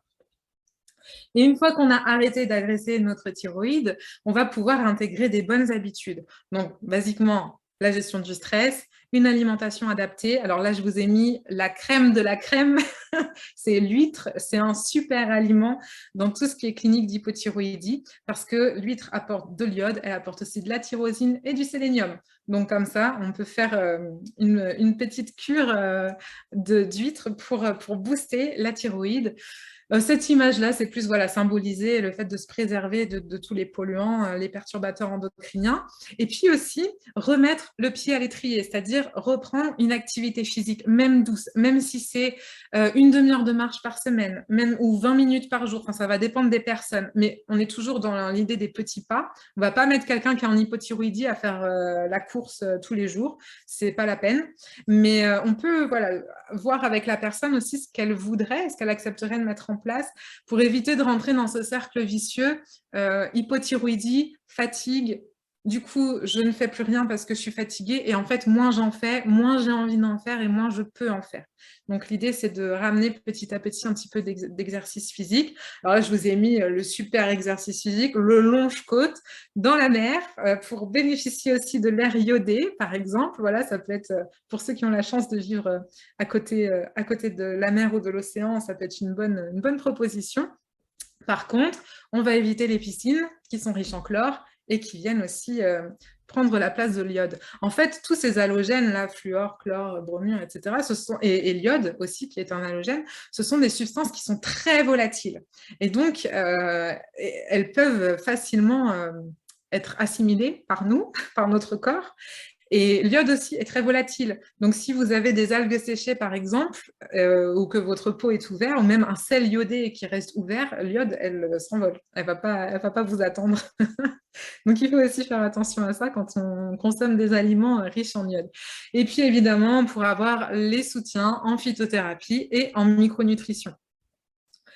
Alors, le Lorityrol, c'est un complément qui a vraiment un intérêt global dans l'accompagnement thyroïdien et c'est aussi pour ça que j'ai décidé de vous en parler aujourd'hui parce qu'en fait, il agit sur toutes les étapes de notre système thyroïdien, donc sur la synthèse, sur la conversion et sur la réception. Au niveau de la synthèse, on va avoir la tyrosine, qui est un acide aminé essentiel à la production des hormones thyroïdiennes, qui est nécessaire aussi à la synthèse des neurotransmetteurs, les catécholamines, donc c'est-à-dire dopamine, adrénaline, noradrénaline, qui ont des effets en fait très positifs sur l'énergie, sur l'humeur et aussi sur la capacité à affronter les stress et à les surmonter. En fait, on va retrouver les cofacteurs enzymatiques qui vont être, comme vous le voyez, à des doses très intéressantes. Vous avez même du manganèse et du molybdène, ce qui est assez rare dans les compléments thyroïdiens. C'est assez rare pour être souligné. Donc voilà, ça mérite d'être dit quand même. On a aussi des plantes adaptogènes, comme le schizandra, qui vont agir du coup sur le cholestérol, pas du tout, enfin sur le cortisol, et qui vont favoriser la bonne conversion de T4 en T3. Le choléus qui va venir réguler de nombreuses fonctions métaboliques. Alors lui, voilà, il touche aussi beaucoup de systèmes et il va réguler entre autres la TSH et l'insuline, par exemple. Il a un principe qui s'appelle la force choline et qui va permettre aussi la régulation de la thermogénèse dans les cellules grasses, mais dans les cellules, comment dire, en fait, il va favoriser la perte de masse grasse tout en préservant la masse maigre. Voilà, donc on retrouve aussi un équilibre à ce niveau-là. Le gugule, bon, alors là, c'est la plante de la thyroïde. Le gugule, il va augmenter la fonction thyroïdienne en augmentant l'absorption de l'iode. Il élève aussi l'activité de la TPO. Il augmente le taux d'hormones thyroïdiennes. Donc, il y a plein d'études à ce sujet. Ça peut être vraiment intéressant d'y jeter un œil. Il diminue l'oxydation aussi des lipides, même au niveau du foie, et c'est ce qui va permettre de mieux convertir la T4 en T3. Vous trouvez aussi de la vitamine D, la vitamine A, qui est absolument indispensable à la bonne réception des hormones thyroïdiennes, mais qui va être aussi indispensable en cas d'Hashimoto parce qu'on est sur une maladie auto-immune. Il y a du sélénium pour la bonne conversion, pour le recyclage de l'iode, pour son effet antioxydant. Il y a aussi du zinc. Alors, on s'est rendu compte que, alors un autre cercle vicieux, tout dérèglement de la thyroïde, que ce soit en hyper ou en hypo, peut provoquer une carence en zinc. Et la carence en zinc, elle va à son tour influencer le taux de TSH, de T4 et de T3. On s'est rendu compte que le taux de zinc dans le sang, il va être corrélé aux dimensions du goitre, mais aussi à la concentration de T3 qui va être libérée. Et c'est corrélé aussi aux anticorps antithyroïdiens. Donc, dans tout ce qui est problématique d'auto-immunité. Et puis, le zinc, c'est une partie aussi essentielle de la désiodase. Alors, c'est vrai que là, je vous l'ai mis, peut-être que vous ne le voyez pas, du coup, si vous ne voyez pas le bas, je vous ai mis plus fer ou plus iode en fonction des besoins, parce qu'on ne peut pas supplémenter aveuglément ni en iode ni en fer, et c'est pour ça qu'il n'y en a pas dans ce complément. C'est intelligent, parce que ça permet aussi justement d'adapter en fonction de chacun. S'il y avait eu du fer, vous n'auriez pas pu le donner à plein de monde, ou s'il y avait eu de l'iode, ça aurait été pareil. Donc, et puis en plus, voilà, il y a les problèmes aussi de compétition parfois avec certains micronutriments. Donc, s'il y a besoin d'un apport en fer supplémentaire, s'il y a une anémie carentielle, on peut penser au fer à lime, qui est aussi hyper intéressant parce qu'il a tous les cofacteurs, il est extrêmement bien accepté parce qu'on est sur une forme de bisglycinate, donc c'est plutôt pas mal. Pour ceux qui me connaissent aussi, c'est le complément qui m'a fait connaître l'Orica. Donc voilà, c'est pour ça que je suis là avec vous aujourd'hui, parce que j'ai adhéré tout de suite. Et bref, juste pour revenir du coup sur le fer, en tout cas, la carence en fer, elle est toujours associée à une réduction de la fonction thyroïdienne, puisque la peroxydase, elle est fer-dépendante. Et une anémie carentielle, fériprive, après, les anémies, elles peuvent être liées à d'autres choses, même à une carence en molybdène, par exemple. Donc, une anémie carentielle, elle peut influencer le métabolisme de la thyroïde sous plusieurs aspects. On va avoir une réduction de la liaison de la T3 au récepteur nucléaire du foie. On va avoir une diminution de l'activité de la TPO qui va être du coup, qui va pas pouvoir synthétiser les hormones thyroïdiennes, et puis tout ce qui est lié au métabolisme thyroïdien par manque d'apport d'oxygène, en fait, tout simplement. Le fer aussi, il amplifie l'effet de l'iode, donc ça c'est plutôt intéressant, et puis il va être essentiel à la formation du cytochrome qui est la base de l'ATP, et de la production d'énergie. Il est aussi nécessaire à la formation de la catalase, qui est une enzyme antioxydante hyper importante qui va protéger les cellules thyroïdiennes de leur propre production de peroxyde d'hydrogène, puisque la production d'hormones thyroïdiennes est extrêmement oxydante. Et c'est pour ça qu'en cas d'hyperthyroïdie, il y a souvent un stress oxydatif extrêmement présent aussi. Juste quand même les petits conseils d'hygiène vitale. Alors j'imagine que vous les savez déjà, mais des petits rappels parfois ne font pas de mal. Pour remonter le taux de fer, il faut toujours éviter de prendre en même temps le fer ou des aliments riches en fer, en même temps que du thé, en même temps que des produits laitiers par exemple, qui vont venir inhiber son absorption. On va être aussi vigilant à la carence en fer chez les personnes végétariennes ou encore plus végétaliennes, et chez les personnes en hypochloridrie ou sous IPP par exemple, sous traitement antiacide.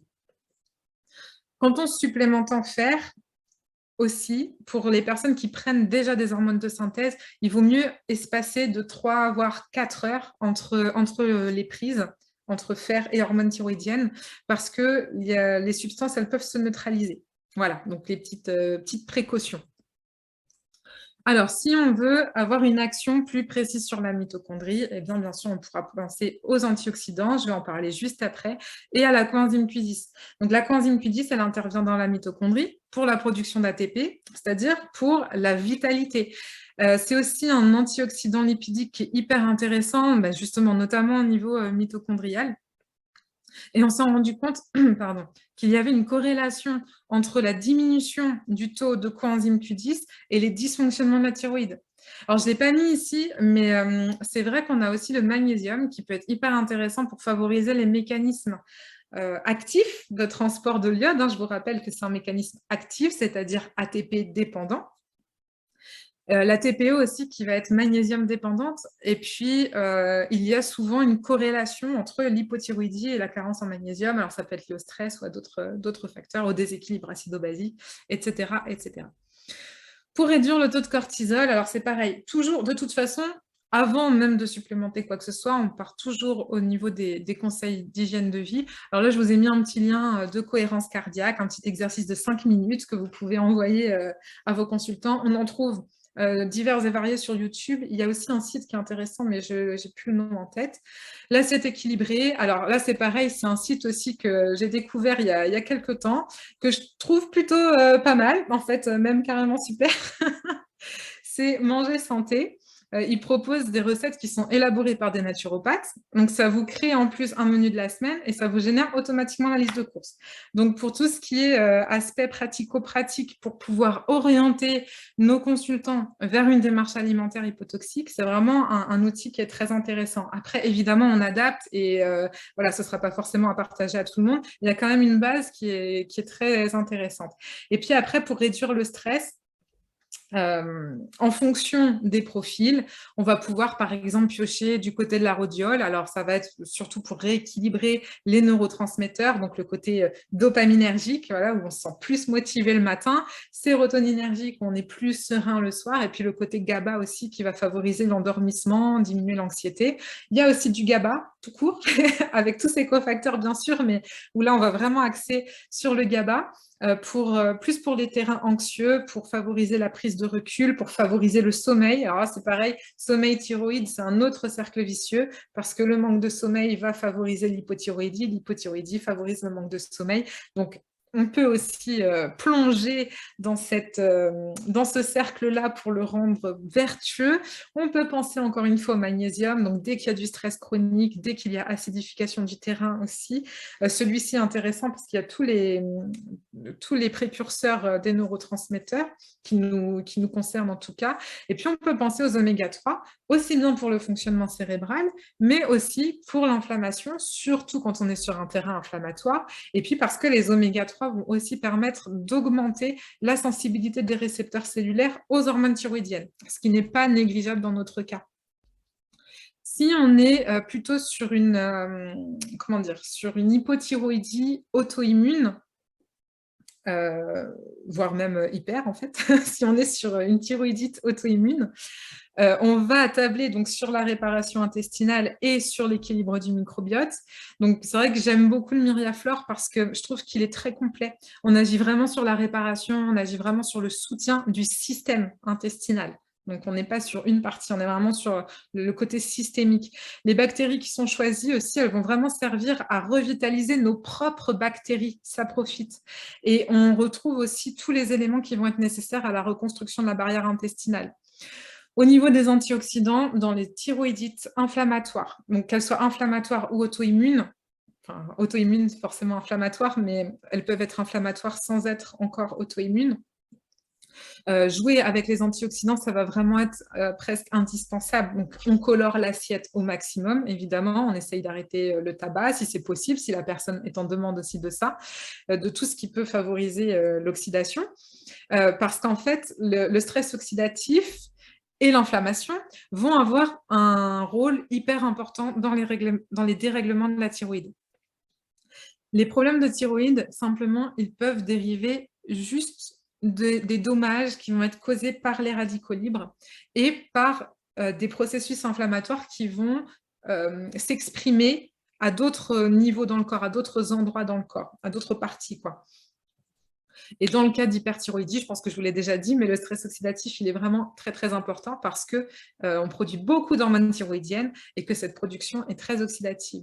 Donc, on va avoir de nombreux micronutriments qui vont se comporter comme des antioxydants et qui vont être capables de neutraliser le stress oxydatif, mais aussi la toxicité des métaux lourds comme la vitamine A, la vitamine C, la vitamine E, le sélénium, le superoxydismutase, le transrévératrol, etc., etc. L'activité de la superoxydismutase aussi, elle a été mise en lumière vraiment au niveau de la fonction thyroïdienne. En fait, enfin tous, mais il y a eu, je crois qu'il y a encore eu des études assez récentes là-dessus. Pour la vitamine C, bon, la vitamine C, c'est pareil, hein, on ne la présente plus, elle est indispensable dans une grande quantité de métabolisme, mais elle va aussi renforcer les glandes surrénales et puis elle va inhiber la formation d'amines nitrées et faciliter l'élimination des métaux lourds. Donc, on travaille aussi même en amont de l'agression thyroïdienne. Et on estime de toute façon qu'il y a toujours besoin d'un apport en vitamine C. Alors, c'est toujours enrichir l'assiette à fond. Et si c'est nécessaire, on supplémente, surtout en cas de maladie chronique et en particulier quand il y a des infections. Donc, on pourra penser à nos infections froides dans la thyroïde ou des inflammations, qui est souvent présente aussi dans notre cas. Elle va aussi donner des électrons à la carnitine et à la tyrosine qui sont nécessaires à la fonction thyroïdienne. Donc, comme c'est une vitamine en plus qui est hydrosoluble, elle ne peut pas être stockée dans l'organisme, donc il faut vraiment veiller à un apport assez régulier quand même de vitamine C. Et puis, on évite, pour la préserver, de consommer, enfin pour la brûler, entre guillemets pour rien, de consommer trop d'alcool, trop de tabac. Voilà. Il y a la pilule et certains médicaments aussi qui peuvent venir un petit peu enrayer le métabolisme en lien avec la vitamine C. Et puis, alors là, je vous ai fait sous forme de fiche une synthèse des éléments essentiels à la santé thyroïdienne. Donc, on peut les passer rapidement en revue, puisqu'en fait, comme chaque organe, hein, la thyroïde, elle a besoin de micronutriments spécifiques aussi pour effectuer correctement ses fonctions.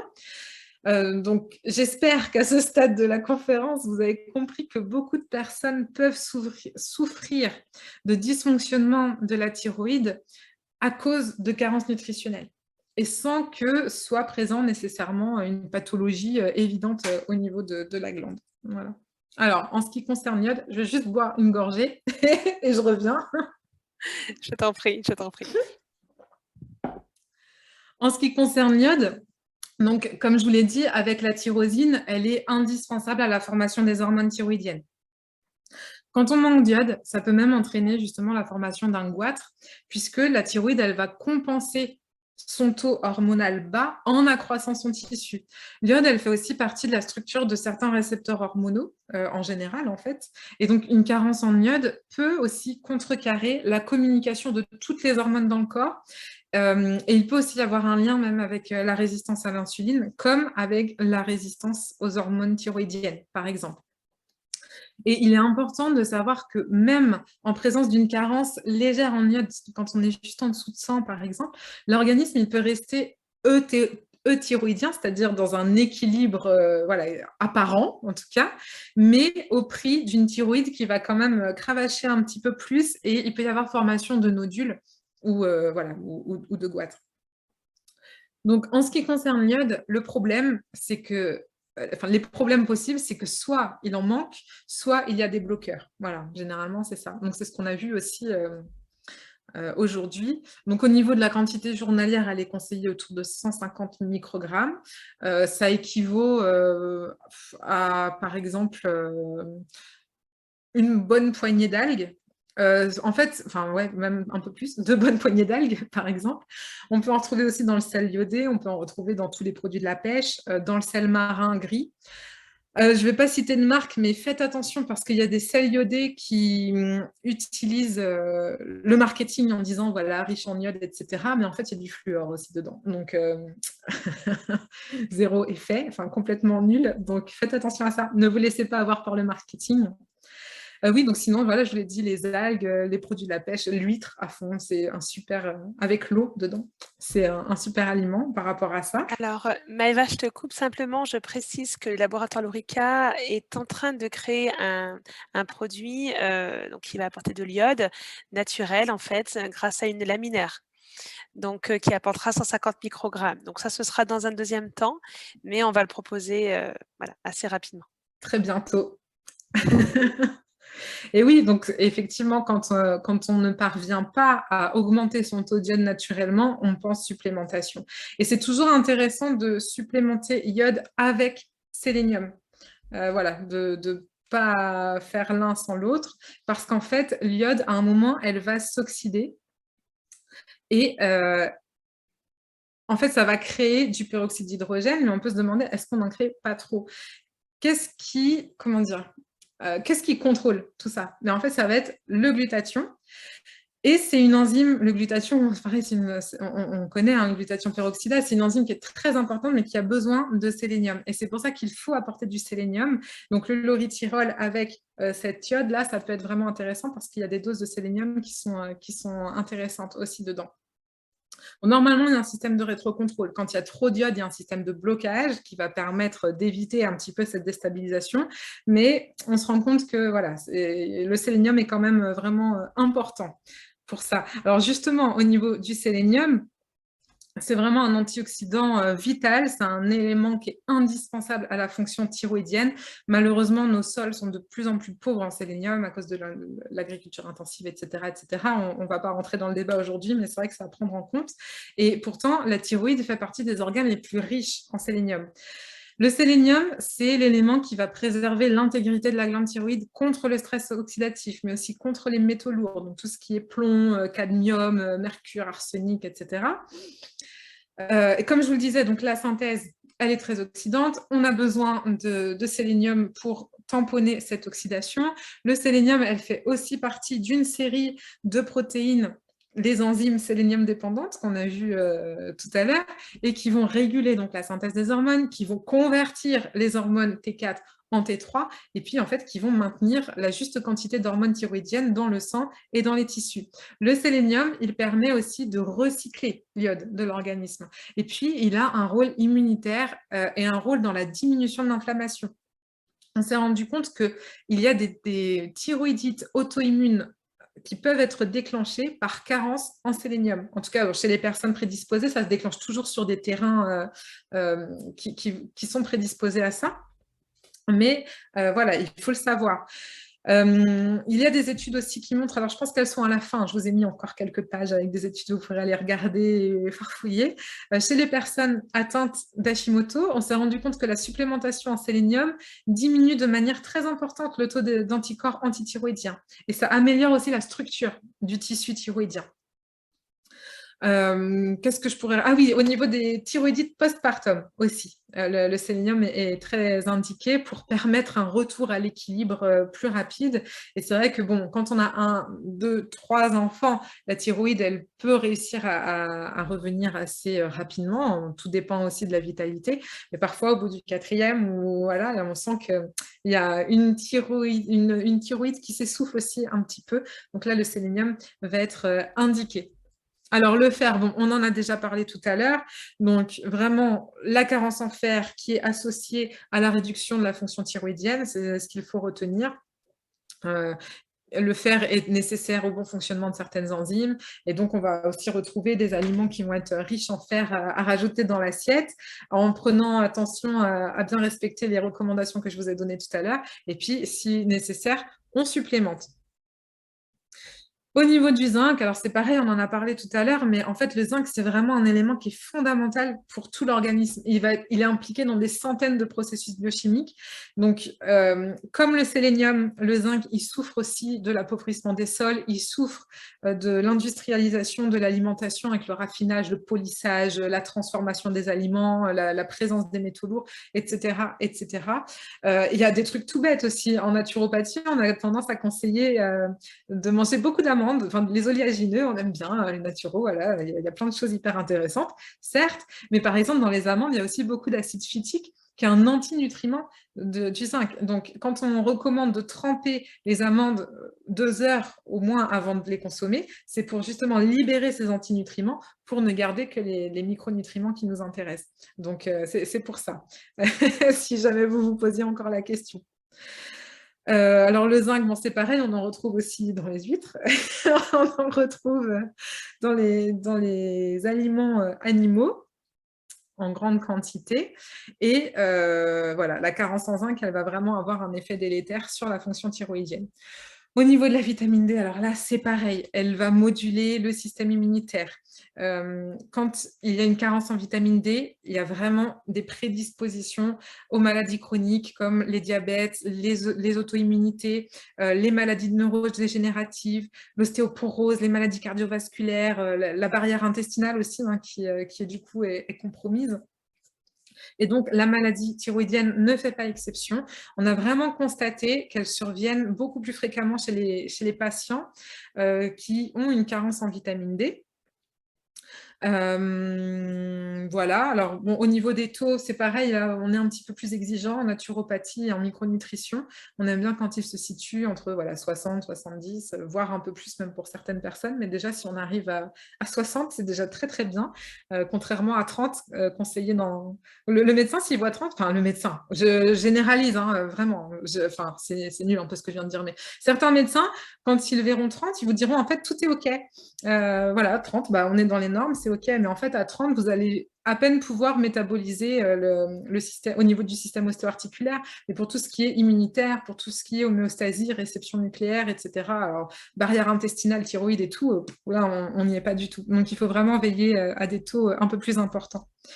Au niveau de la vitamine A, eh bien, elle aussi, elle renforce le système immunitaire. Elle est vraiment indispensable, comme je vous l'ai dit, en cas de Hashimoto. Donc, il y en a un aussi dans le lauritirol. Elle réduit les risques d'infection.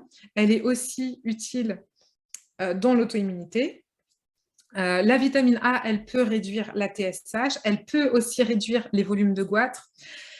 En cas d'hypothyroïdie, la conversion, elle ne se fait pas. Donc, l'apport de vitamine A animale est vraiment indispensable. Supplémenter en bêta-carotène, c'est absolument inutile en cas d'hypothyroïdie.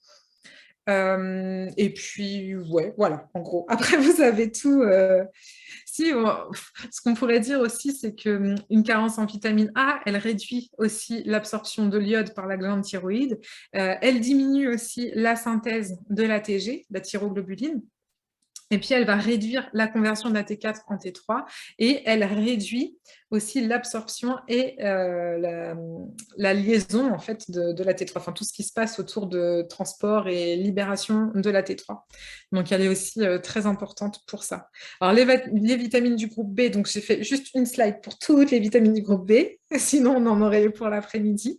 Mais en gros, ce qu'il faut retenir, donc, c'est qu'on a des vitamines qui vont participer à la production, d'autres qui vont participer à la conversion. On peut aussi faire le lien avec la méthylation, bonne lecture du génome, etc., terrain inflammatoire, etc., etc. Alors, tout ce qui est lié méthylation, homocystéine, terrain inflammatoire, bonne lecture du génome, ça mériterait un webinaire à lui seul. Mais ce qu'il faut retenir, c'est que les vitamines B, elles contribuent aussi au bon fonctionnement du métabolisme en général. Et souvent, on s'est rendu compte, à peu près la moitié des personnes diagnostiquées hypothyroïdiennes ont des carences en B12, par exemple. Voilà. Et des taux d'homocystéine aussi qui sont plus élevés. Au niveau de la B9, elle va être indispensable justement aussi à la méthylation. Elle va être indispensable dans d'autres métabolismes aussi. Et puis, alors je ne vais pas forcément tout vous détailler, mais si ça vous intéresse, au niveau questions-réponses, on pourra en reparler. Mais voilà, ça peut être intéressant aussi d'avoir un bon statut en vitamine B. Le magnésium, on en a déjà parlé. Alors, c'est un oligoélément qui est indispensable maintenant qu'on souffre beaucoup d'acidification, que ce soit lié au stress, que ce soit lié au déséquilibre du terrain, en fait, à cause du stress ou de l'alimentation ou de la pollution. Donc, ça peut être aussi intéressant de vérifier l'apport en magnésium à ce niveau-là. Et puis, un petit zoom sur la coenzyme Q10 dont j'ai déjà parlé pour la santé mitochondriale, qui va servir donc à générer de la vitalité et à retrouver cette vitalité perdue en cas d'hypothyroïdie. Voilà, c'était un peu rapide, mais sinon, c'est vrai que si on détaille tous les micronutriments, on peut en avoir pour très longtemps. Donc, j'ai préféré vous faire une petite fiche comme ça de synthèse. J'espère que ce sera assez clair et que vous pourrez voir aussi comment les orienter et les utiliser dans vos cures. Alors, pour conclure, donc, comme je vous l'ai dit, la thyroïde, c'est vraiment une glande centrale, une belle plateforme qui mérite d'être chouchoutée, câlinée, soutenue, parce qu'elle fait le lien entre le corps et l'esprit, elle fait le lien en fait entre tous les métabolismes. Et c'est une glande qui souffre énormément de tout. Alors, j'ai mis la pollution environnementale, mais en fait, de toutes les modifications, de toutes les désadaptations. Quand on dit qu'on développe des maladies chroniques, c'est parce qu'on se désadapte, parce qu'on n'est plus dans un mode de vie naturel avec un bon sommeil, une bonne gestion des stress, avec une alimentation qui nous permettrait d'être en pleine forme. On est soumis continuellement à des stress, des ondes, en fait, des stress psycho-émotionnels, certes, mais aussi des stress physiologiques. Et la thyroïde souffre beaucoup de ça. Les symptômes d'hypothyroïdie ne sont pas nécessairement liés à une mauvaise fonction thyroïdienne. Ça peut aussi venir des organes périphériques, ça peut aussi venir des cellules au niveau membranaire, au niveau mitochondrial, ça peut aussi venir de l'immunité. Et ça va être très important dans notre anamnèse de regarder justement d'où ça vient pour pouvoir apporter les meilleurs conseils et vraiment cibler en fonction de chacun, parce qu'il y a autant de dysthyroïdie que de personnes. Et on peut aussi avoir plusieurs blocages, plusieurs dysfonctionnements à des endroits différents. Ça peut être un problème de réception cellulaire et en même temps de synthèse, par exemple, ou de conversion. Enfin bref, voilà, l'éventail peut être très large. Donc, vraiment, prenez le temps justement d'explorer toutes ces étapes avec votre consultant. En naturopathie, on a la chance de pouvoir proposer des séances qui sont suffisamment longues pour ça. Il faut savoir aussi que pour rééquilibrer une thyroïde, ça prend du temps parce que je vous ai parlé des deux systèmes principaux de la vitalité qui sont le système nerveux et le système hormonal. Le système nerveux est très rapide. C'est le flash système, donc même à réguler, il est beaucoup plus facile à réguler.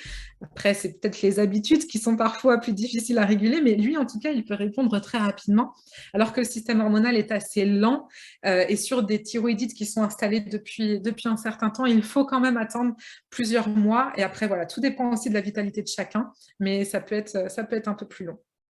Et donc, les dérèglements thyroïdiens, ils sont multifactoriels. Donc, on relie toujours la clinique à l'histoire de la personne. Si, par exemple, on se retrouve avec voilà, une femme qui est en ménopause, qui vit loin de la mer, qui mange jamais de fruits de mer ou de poissons, et qui, en plus, est coiffeuse ou esthéticienne et confrontée à des perturbateurs endocriniens très volatiles, voilà, là, on a déjà plusieurs facteurs sur lesquels on peut jouer. Et puis si en plus, quand elle rentre chez elle, elle cuisine dans des poêles en téflon ou bien elle a des matelas neufs, on peut se dire, OK, il y a plusieurs leviers sur lesquels on peut appuyer pour l'aider.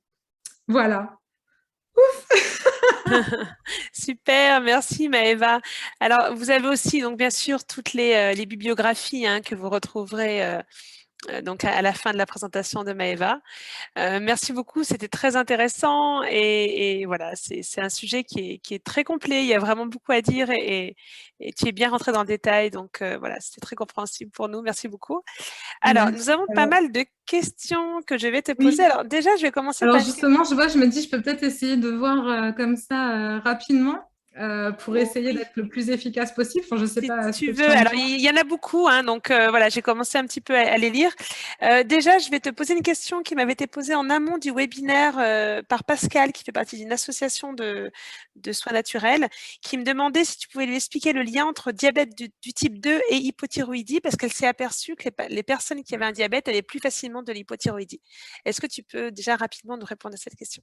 Ouais, alors en fait, c'est vrai que c'est quelque chose qu'on retrouve souvent. Alors, pourtant, quand on regarde dans les études scientifiques, ils nous disent que bon, finalement, il n'y a pas grand-chose. Mais quand on creuse un petit peu, on peut se dire que oui, il y a quand même pas mal de choses.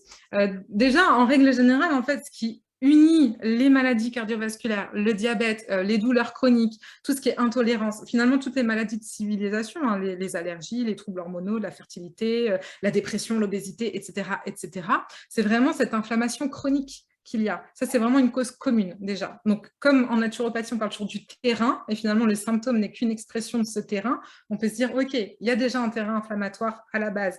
Donc, ça, c'est la première chose qui peut faire le lien entre le diabète et l'hypothyroïdie.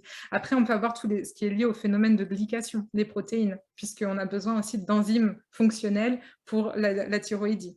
On peut avoir tout ce qui est lié justement à l'auto-immunité. Alors après, ça dépend quel diabète de quel diabète on parle. Mais voilà, si c'est de type 1 ou de type 2, en tout cas, si on a une prédisposition auto-immune, on peut aussi plus facilement déclencher d'autres maladies auto-immunes. Les hormones du stress aussi, évidemment, qui peuvent jouer dans les deux. Et en fait, dans les cas d'insulinorésistance, on va avoir une conversion qui va moins bien se faire entre T4 et T3, et encore une fois, on va repasser en RT3. Après, en fait, c'est encore plein de cercles vicieux, puisque l'hypothyroïdie, elle va favoriser le stockage des graisses, par exemple, donc le métabolisme ralentit, et à terme, ça peut favoriser l'insulinorésistance.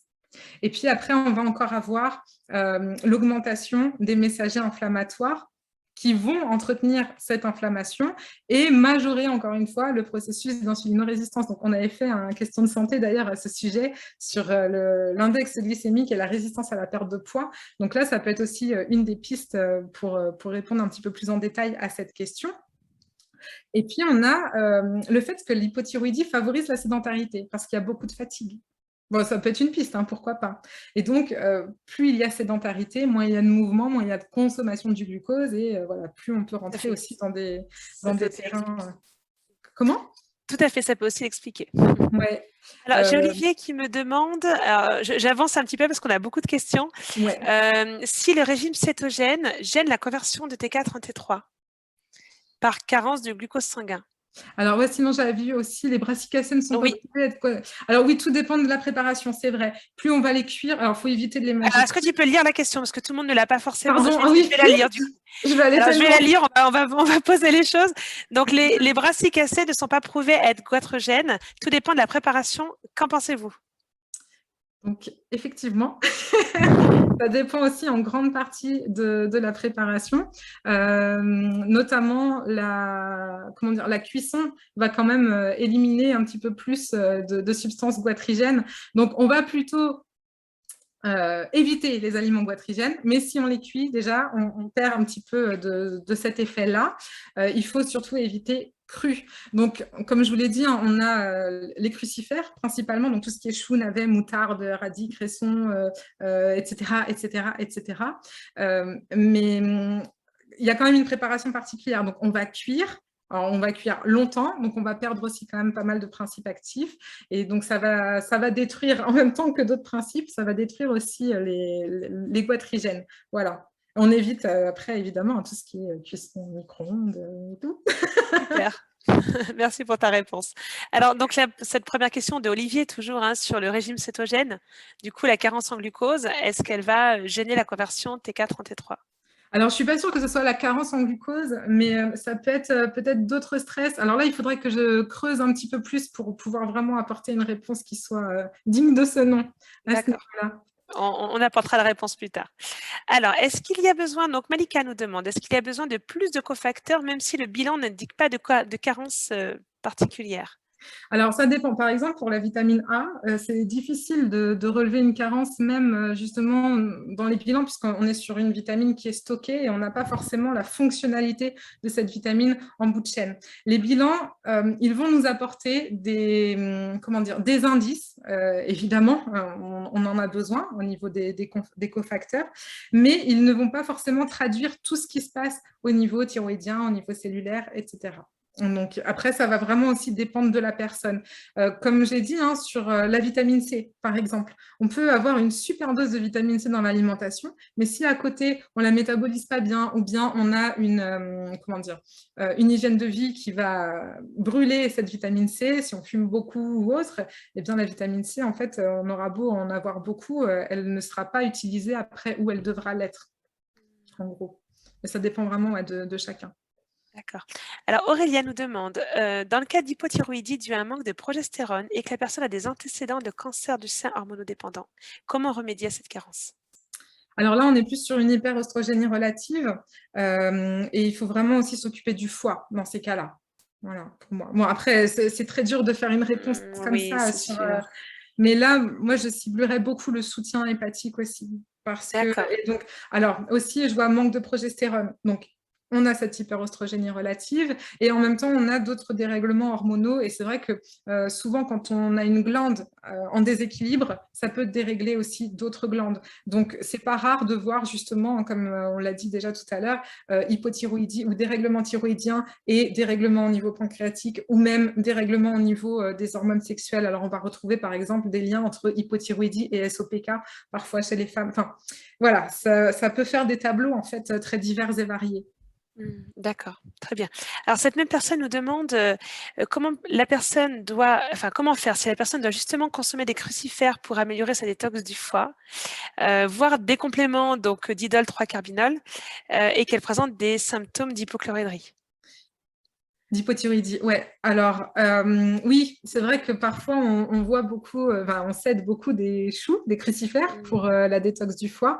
Donc là, on peut aussi essayer d'apporter autre chose. Il y a des plantes aussi qui peuvent soutenir. Là, on peut être plus dans du soutien déjà.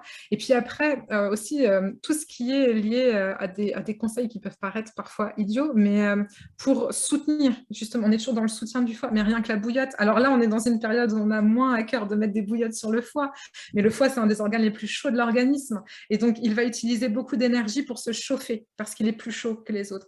Et l'énergie qui lui reste, il va l'utiliser pour les processus de digestion et de détox. Si on lui apporte déjà la chaleur, en fait, l'énergie qu'il aurait mis à se chauffer, il va pouvoir l'utiliser pour faire sa détox. Donc, ça peut être aussi des petites choses comme ça à mettre en place. Après, il y a tout ce qui est cure de jus ou autre, sans forcément ajouter des choux. Mais il y a plein de choses. La betterave, par exemple, c'est un super aliment au niveau du foie, même au niveau thyroïde, parce que ça vient aussi travailler au niveau du foie, ça vient favoriser la sécrétion des sels biliaires, etc., etc. Et là, on peut rentrer encore dans un autre cercle, thyroïde, foie. On pourrait faire 3 jours. C'est ça. Une formation complète. Alors, Malika me demande pour la mélisse, si la personne fait de l'hypertension, peut-on tout de même la proposer? Alors, s'il y a une hypothyroïdie, moi, j'aurais tendance à dire que non, parce qu'on va favoriser cette hypothyroïdie. Alors après, l'idée, c'est pareil, c'est de voir quelle est la cause de tout ça. Quelle est la cause de l'hypothyroïdie et quelle est la cause si la personne fait de l'hypertension. Oui, mais j'imagine que c'est hypertension et hypothyroïdie. Alors, si elle fait de l'hypertension sans hypothyroïdie, oui, Oui, oui. Mmh. Mais par contre, s'il y a une hypothyroïdie, là, on va éviter. Voilà. Et on va chercher vraiment la cause aussi à ce niveau-là. D'accord. Mm. Karima me demande en cas donc d'hypo, donc mauvaise digestion, pardon, non, pas d'hypothyroïdie, d'hypochlorhydrie. Donc mauvaise digestion des protéines, comment faire pour les apporter à une personne en hypothyroïdie? Alors là, je vais reprendre je sais pas si je l'ai facilement accessible ici, mais hop, voilà, là, déjà, on arrête d'agresser l'estomac, en gros, hein, je dis agresser, c'est un vilain mot, mais on arrête de le surmener. Donc, on mastique bien, on fait attention aux aliments qu'on met dedans, on mange dans le calme.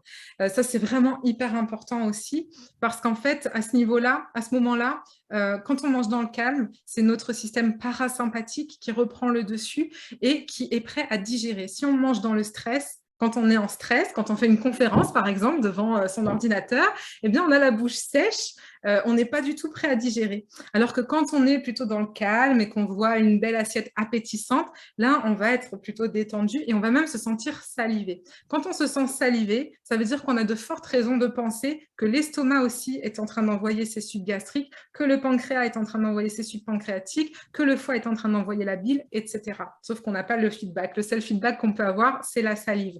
Et donc, manger dans le calme, ça va vraiment aussi permettre à l'estomac de s'exprimer pour voilà, pouvoir favoriser cet apport d'acide chlorhydrique. Donc déjà, on a vraiment un travail au niveau de ce contexte alimentaire. Et puis après, on peut utiliser voilà, l'apport de protéines. Alors la mastication, je ne sais plus si je l'ai dit, mais ça aussi, Oui. c'est hyper important. Et on peut utiliser aussi l'apport de protéines en complément si besoin. Alors pour ça, c'est vrai que l'orythyrol est bien puisqu'il y a de la tyrosine aussi dedans. Donc voilà, ça peut être une des clés. Mais voir aussi dans l'alimentation ce qu'il est possible de faire. Mais ça, voilà, ça va dépendre parce que si on met par exemple beaucoup de viande, alors c'est pas forcément l'idéal, ça va dépendre de son terrain, mais si on met beaucoup de viande sur une hypochlorhydrie, on peut avoir après de la flore de putréfaction et des dérèglements au niveau de l'intestin. Donc c'est vraiment voir à tous les niveaux en fait comment on peut rééquilibrer. D'abord on arrête d'agresser, après on soutient, et puis voilà, si besoin on répare, on apporte. Très bien, merci. Alors, Clémence nous demande s'il est possible d'utiliser les compléments Lurica avec un traitement de lévothyrox. Alors, bon, moi, je peux déjà vous apporter une réponse. En général, on va travailler avec les compléments alimentaires avant l'apport d'allopathie, hein. On essaye de travailler en amont. C'est l'idée. Ensuite, si la personne souhaite l'arrêter ou le diminuer, on peut éventuellement l'espacer de quelques heures. Mais bon, l'idée, c'est quand même de travailler en micronutrition avant de commencer les traitements allopathiques. Alors, je ne sais pas si tu as quelque chose à rajouter, Maëva. Oui, alors je suis assez d'accord. Notre action, elle se situe beaucoup en prévention, mais on se rend compte qu'il y a quand même beaucoup de demandes. Alors, parfois, il y a des personnes qui viennent nous voir parce qu'elles ont eu un diagnostic d'hypothyroïdie. Le médecin leur a dit on va vous passer sous médicaments. Elles ne sont pas d'accord avec ça et elles ont envie d'essayer de faire des choses avant. Donc là, bon, bah, OK. Et parfois, elles ont déjà un traitement et en fait, elles veulent se sortir de ça. Donc là, on va pouvoir justement reprendre tout notre schéma, donc au niveau de la synthèse, au niveau de la fonctionnalité et au niveau de la réception cellulaire, pour repartir dans un cercle vertueux. Parce que quand on met l'organisme sous T4 artificiel, la thyroïde, là, elle va devenir un petit peu feignante, puisqu'en fait, ce qu'elle faisait, eh bien, c'est fait par autre chose. Et en plus, ça se trouve, c'était même pas elle, ça venait même pas de la thyroïde, le problème. Donc, après, là, l'idéal, quand il y a traitement, c'est aussi de pouvoir en parler avec le médecin. De Exactement. dire, voilà, j'entreprends quelque chose à côté, j'aurais peut-être besoin de bilan plus régulier pour vérifier ma thyroïde. Et puis après aussi, c'est se faire confiance au niveau de la clinique, quoi. C'est vraiment être à l'écoute de ses ressentis. Alors, ça paraît un peu hasardeux de donner un conseil comme ça parce que ça dépend aussi vraiment beaucoup des personnes. Il y a des personnes qui sont très à l'écoute de leur corps, il y en a d'autres où c'est beaucoup plus difficile. Mais je pense que ça se discute avec le médecin. Nous, on n'intervient pas comment dire, sur la prescription, donc on ne va pas dire non, non, mais là, vous arrêtez tout de suite votre lévothyrox. Non, non, surtout pas. Ce qu'on peut faire, à la limite, c'est voir avec le médecin, essayer de comprendre pourquoi, par exemple, il a choisi le lévothyrox plutôt que le Tiral. Le Tiral, c'était 4 plus T3. Et puis voilà, essayer de discuter avec lui. Mais de toute façon, nous, on ne peut rien faire au niveau médical. Ce n'est pas notre but. Nous, on travaille vraiment au niveau du terrain. Mais si la personne, en travaillant au niveau de son terrain, elle se sent mieux et qu'elle va voir son médecin en disant « mais en fait, je suis en pleine forme », peut-être qu'il va diminuer et qu'il y a un moment, on va pouvoir s'en passer aussi. tout à fait. Alors merci. Gwen nous dit, pardon, je pensais qu'on ne pouvait pas donner de plantes adaptogènes si forme auto-immune. Que donner en cas de fort stress en phyto dans ces cas-là? Alors, je pense que ça dépend des plantes adaptogènes. Ça va être, en fait, les plantes adaptogènes, pour beaucoup, elles vont moduler l'immunité. Il y en a certaines qui vont la stimuler.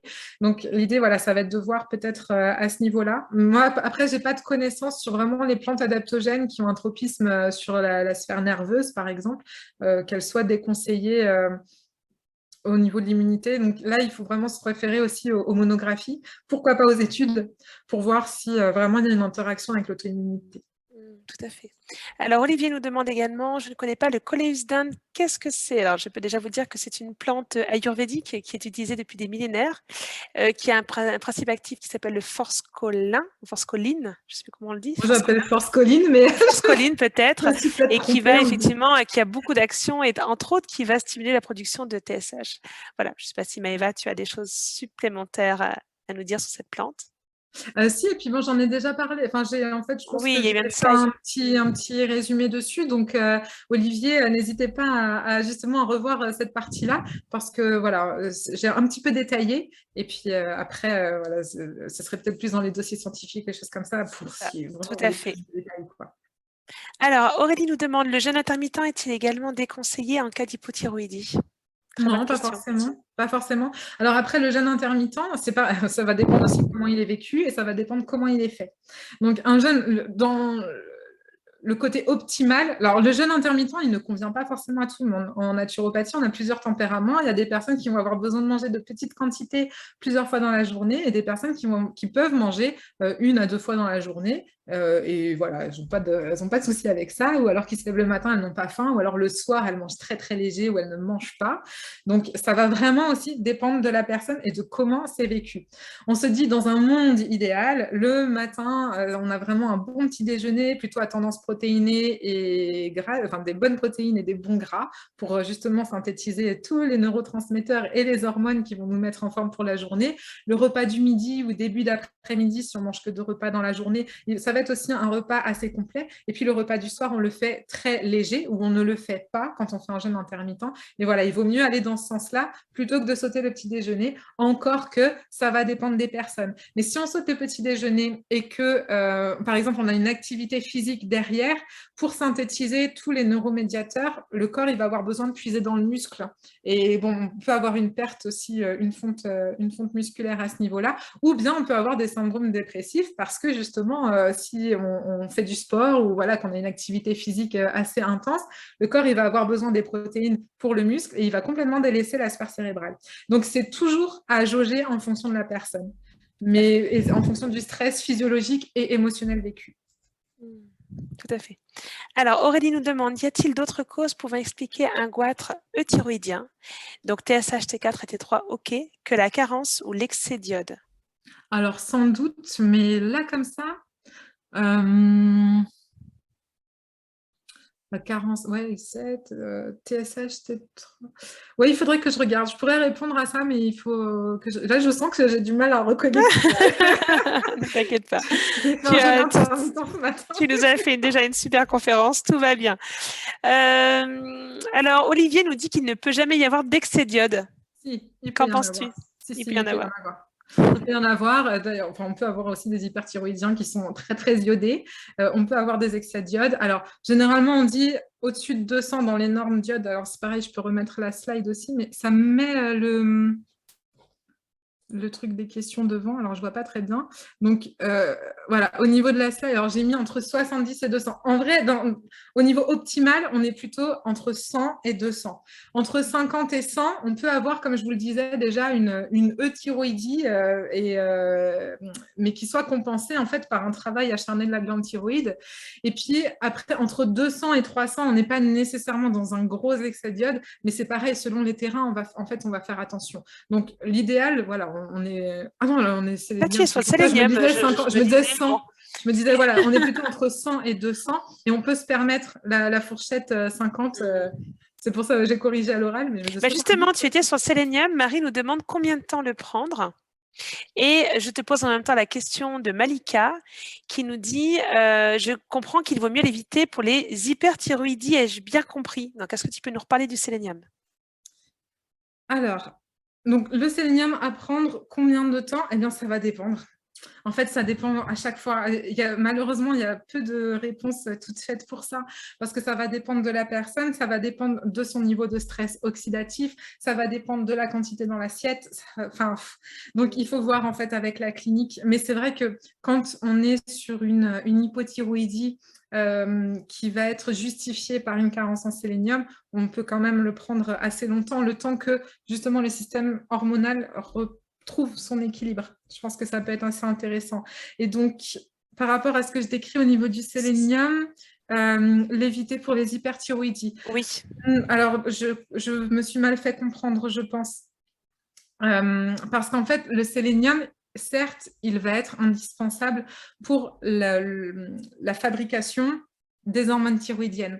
Mais en fait, il est aussi indispensable pour l'oxydation et il va rentrer dans beaucoup de chaînes métaboliques et on en a besoin, peut-être même autant, voire même plus en hyperthyroïdie parce qu'on a beaucoup d'oxydation. Donc le sélénium, il va aussi pouvoir tamponner cette oxydation-là, il va être indispensable à ce niveau-là. Et par contre, on va agir plutôt sur l'excès d'iode ou sur comment dire, les aliments freinateurs en hyperthyroïdie, par exemple. Mais le sélénium, il est tout à fait indiqué même pour une hyperthyroïdie.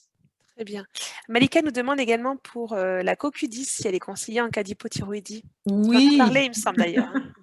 oui, elle est très Antioxydante. conseillée. Oui, alors surtout si on veut faire le travail justement au niveau des mitochondries. Donc là, un tableau un petit peu, voilà, on pourrait se dire une personne qui vient en hypothyroïdie, qui est très fatiguée, qui a eu des infections dont elle a du mal à sortir. Alors là, on en a beaucoup entendu parler aussi avec le Covid long, etc. Pour tout ce qui est en fait convalescence aussi, ça peut être intéressant. Le burn-out aussi, vraiment tout ce qui est épuisement en fait. Là, c'est le tableau, je dirais, qui doit donner le signal un peu coenzyme Q10, mais après, ça peut être évidemment intégré aussi à d'autres choses.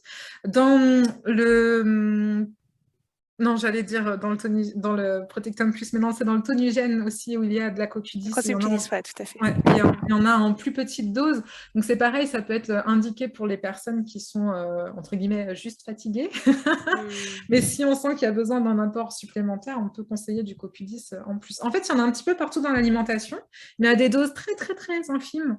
Et la CoQ10, elle peut être freinée par plusieurs... Alors, vous le trouverez seul chez l'Orica, c'est l'ubiquinol Q10. Hein. Voilà, dans sa forme réduite. Je crois que voilà, j'en avais parlé ici justement pour voilà, très soutenir bien. la mitochondrie. Donc en fait, tout ça, quand je vous parle par exemple soutenir la mitochondrie, ça, on ne met pas de côté le laurithyrol. Voilà. Mais c'est, enfin, je vous ai présenté plein de choses parce qu'il n'y a pas un seul profil. Je vous ai dit, il y a autant de dysthyroïdie que de personnes qui ont des déséquilibres au niveau de la thyroïde.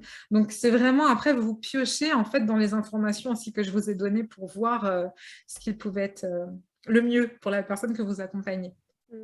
Très bien. Alors, Florence nous dit très intéressant, merci. Le produit laurithyrol est-il nouveau? Oui, il est nouveau et il sort maintenant, semaine prochaine. Voilà. Donc, Sortie imminente. voilà, voilà, il est en train de sortir. Donc, ça, c'est OK. Alors, j'ai eu d'autres questions. Est-ce qu'on peut soigner des animaux qui ont des problèmes de thyroïde? Là, Claudine nous parle de son chien. Est-ce qu'on peut aussi agir sur les animaux? Alors oui, j'imagine, mais là, je vous avoue que je n'ai pas les Tu n'es pas compétences. spécialisée. Je n'ai pas les compétences, mais alors il y a de plus en plus aussi de naturopathes animaux donc, qui sauront sans doute, mais je suis sûre, enfin pour moi c'est oui, c'est évident. on peut, mais je ne sais pas très bien comment parce que je ne connais pas les contre-indications sur. En fait, même si on se ressemble beaucoup, on a aussi des métabolismes différents. Alors on sait par exemple sur les chats qu'on n'utilise pas d'huiles essentielles parce qu'il leur manque une enzyme de conversion au niveau du foie qui leur empêche de détoxifier les huiles essentielles, donc elles sont toxiques pour eux. Peut-être que pour les chats, pour les chiens, pardon, il y a autre chose qui, voilà, d'assez similaire. Donc, je ne m'aventurerai pas à donner une réponse pour faire plus de mal que de bien. C'est vraiment à voir avec quelqu'un qui connaît, mais je suis persuadée qu'on peut faire quelque chose. D'accord. Alors, Blandine nous dit comment accompagner une personne sous lévothyrox qui souffre de problèmes d'humeur et qui a un taux de TSH qui fluctue. Est-ce qu'on joue sur la conversion de T4 à T3 du coup? Est-ce À que mon avis, oui, il y oui, a des choses à hein, faire donc au niveau de la conversion. voilà, Ouais. OK. Donc on va penser aux cofacteurs. Ouais, cofacteurs, santé hépatique, etc. Et en fait, à chaque fois que vous voyez quelqu'un sous l'évothyrox et qui est comme ma petite bonne femme là sur mon schéma, qui est pas en forme, c'est qu'il y a un problème au niveau de la conversion. Voilà. Non, c'est pas là. Je vois plus. Si, c'est ça. Voilà. Là, bon, on se dit. Même si elle peut être sous l'évothyrox aussi, hein. Mais souvent, c'est qu'après, il y a un problème de conversion ou alors de réception cellulaire. Après, c'est quand même très courant qu'il y ait un problème de conversion. Et comme même dans le laurityrol, on a la vitamine A, on a la vitamine D aussi. Alors, on peut avoir des apports supplémentaires si besoin, si les bilans, notamment en vitamine D, nous montrent qu'il y a besoin. Mais en fait, on va jouer de toute façon sur la réception cellulaire. Donc après, là, ça va surtout être avec les phospholipides, la vitamine A, la vitamine D. Je vous en ai plus parlé pour que vous sachiez aussi qu'on va aller vraiment jusqu'au bout de la chaîne métabolique. Mais en fait, c'est des choses que du coup, vous allez avoir déjà dans le complément ou même dans vos conseils, en fait, avec un régime adapté en lipides, etc., etc. Très bien. Alors, Étienne nous demande, le Miriaflore peut-il convenir aux hypothyroïdiens ou seulement aux hyperthyroïdiens? Oui, il convient également aux hypothyroïdiens. Les Est-ce deux. que... Voilà. Mm. Très bien. Alors, y a-t-il une astuce pour rendre plus sain des matelas neufs? L'aération? Je ne vois Voilà, pas d'autres les acheter solutions. d'occasion.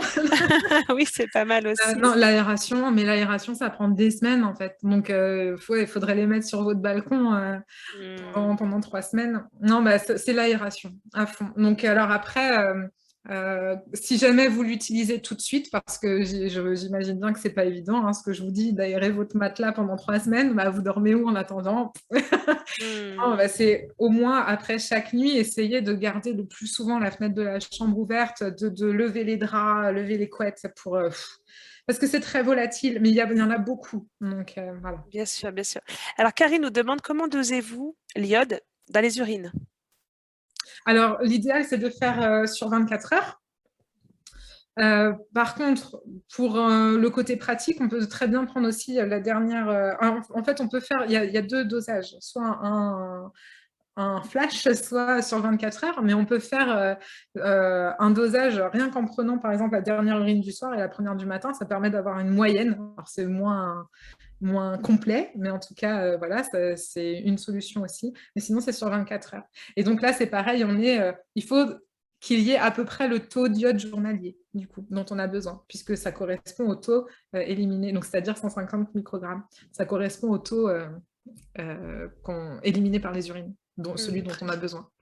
Alors, je réponds à Karine, oui, vous aurez un replay, hein, il va vous être envoyé la semaine prochaine, et elle nous dit webinaire hyper intéressant. Voilà, pour toi, Maëva. Ah bah merci, ouais, je vois Alors, des petits messages super sympas, c'est merci ça, il y en beaucoup. a beaucoup. Karine nous dit aussi, malheureusement, la très grosse majorité des généralistes s'arrêtent à la TSH. 3 petits Oui, points. alors vous pourrez leur montrer le petit schéma. Voilà, et hypertension et hyperthyroïdie. Est-ce qu'on apporte de la mélisse pour les deux? Hypertension plus hyperthyroïdie? Ah oui, super. Oui, hein? Ouais, D'accord. là, c'est une possibilité. Et la mélisse aussi, elle va être très indiquée pour les personnes qui ont des somatisations digestives, c'est-à-dire qui stressent, les personnes stressées, et où ça va se répercuter sur la sphère digestive avec des spasmes, avec des douleurs au niveau. Donc là, c'est pareil, ça peut donner aussi une idée un petit peu du profil. J'aime bien, en fait, classer les plantes un petit peu comme ça permet de. Comme si chaque plante était un petit génie phyto, et que, voilà, elles ont vraiment une identité propre, et donc en caricaturant un peu ou en créant des portraits, on peut vraiment faire des liens, c'est intéressant. Mais oui. Alors, j'ai une question également intéressante de Stéphanie qui nous demande s'il y a un lien entre l'hyperthyroïdie, donc une TSH basse, les T4 et les T3 sont encore en cours d'analyse, qui se serait déclenché quelques mois après l'ablation de la vésicule biliaire. Pour Alors, ce attends, il faut que client, je. alors ouais, tu peux la revoir de Stéphanie Ouais, à, ça y à est, j'étais en train de la 14h28. chercher. Voilà. Pour le client, les azates et les alates sont bien, sauf la bilirubine, pardon, qui est légèrement au-dessus. C'est pas évident, hein, comme. Alors, ce genre de questions-là, tu peux y répondre plus tard, éventuellement, hein, si tu as besoin un petit peu de te poser. Oui, alors, il peut y avoir un lien. Alors, je le mettrai. Alors, justement, en fait, j'étais en train de réfléchir parce qu'effectivement, il y a un lien entre la thyroïde et le foie et son bon fonctionnement.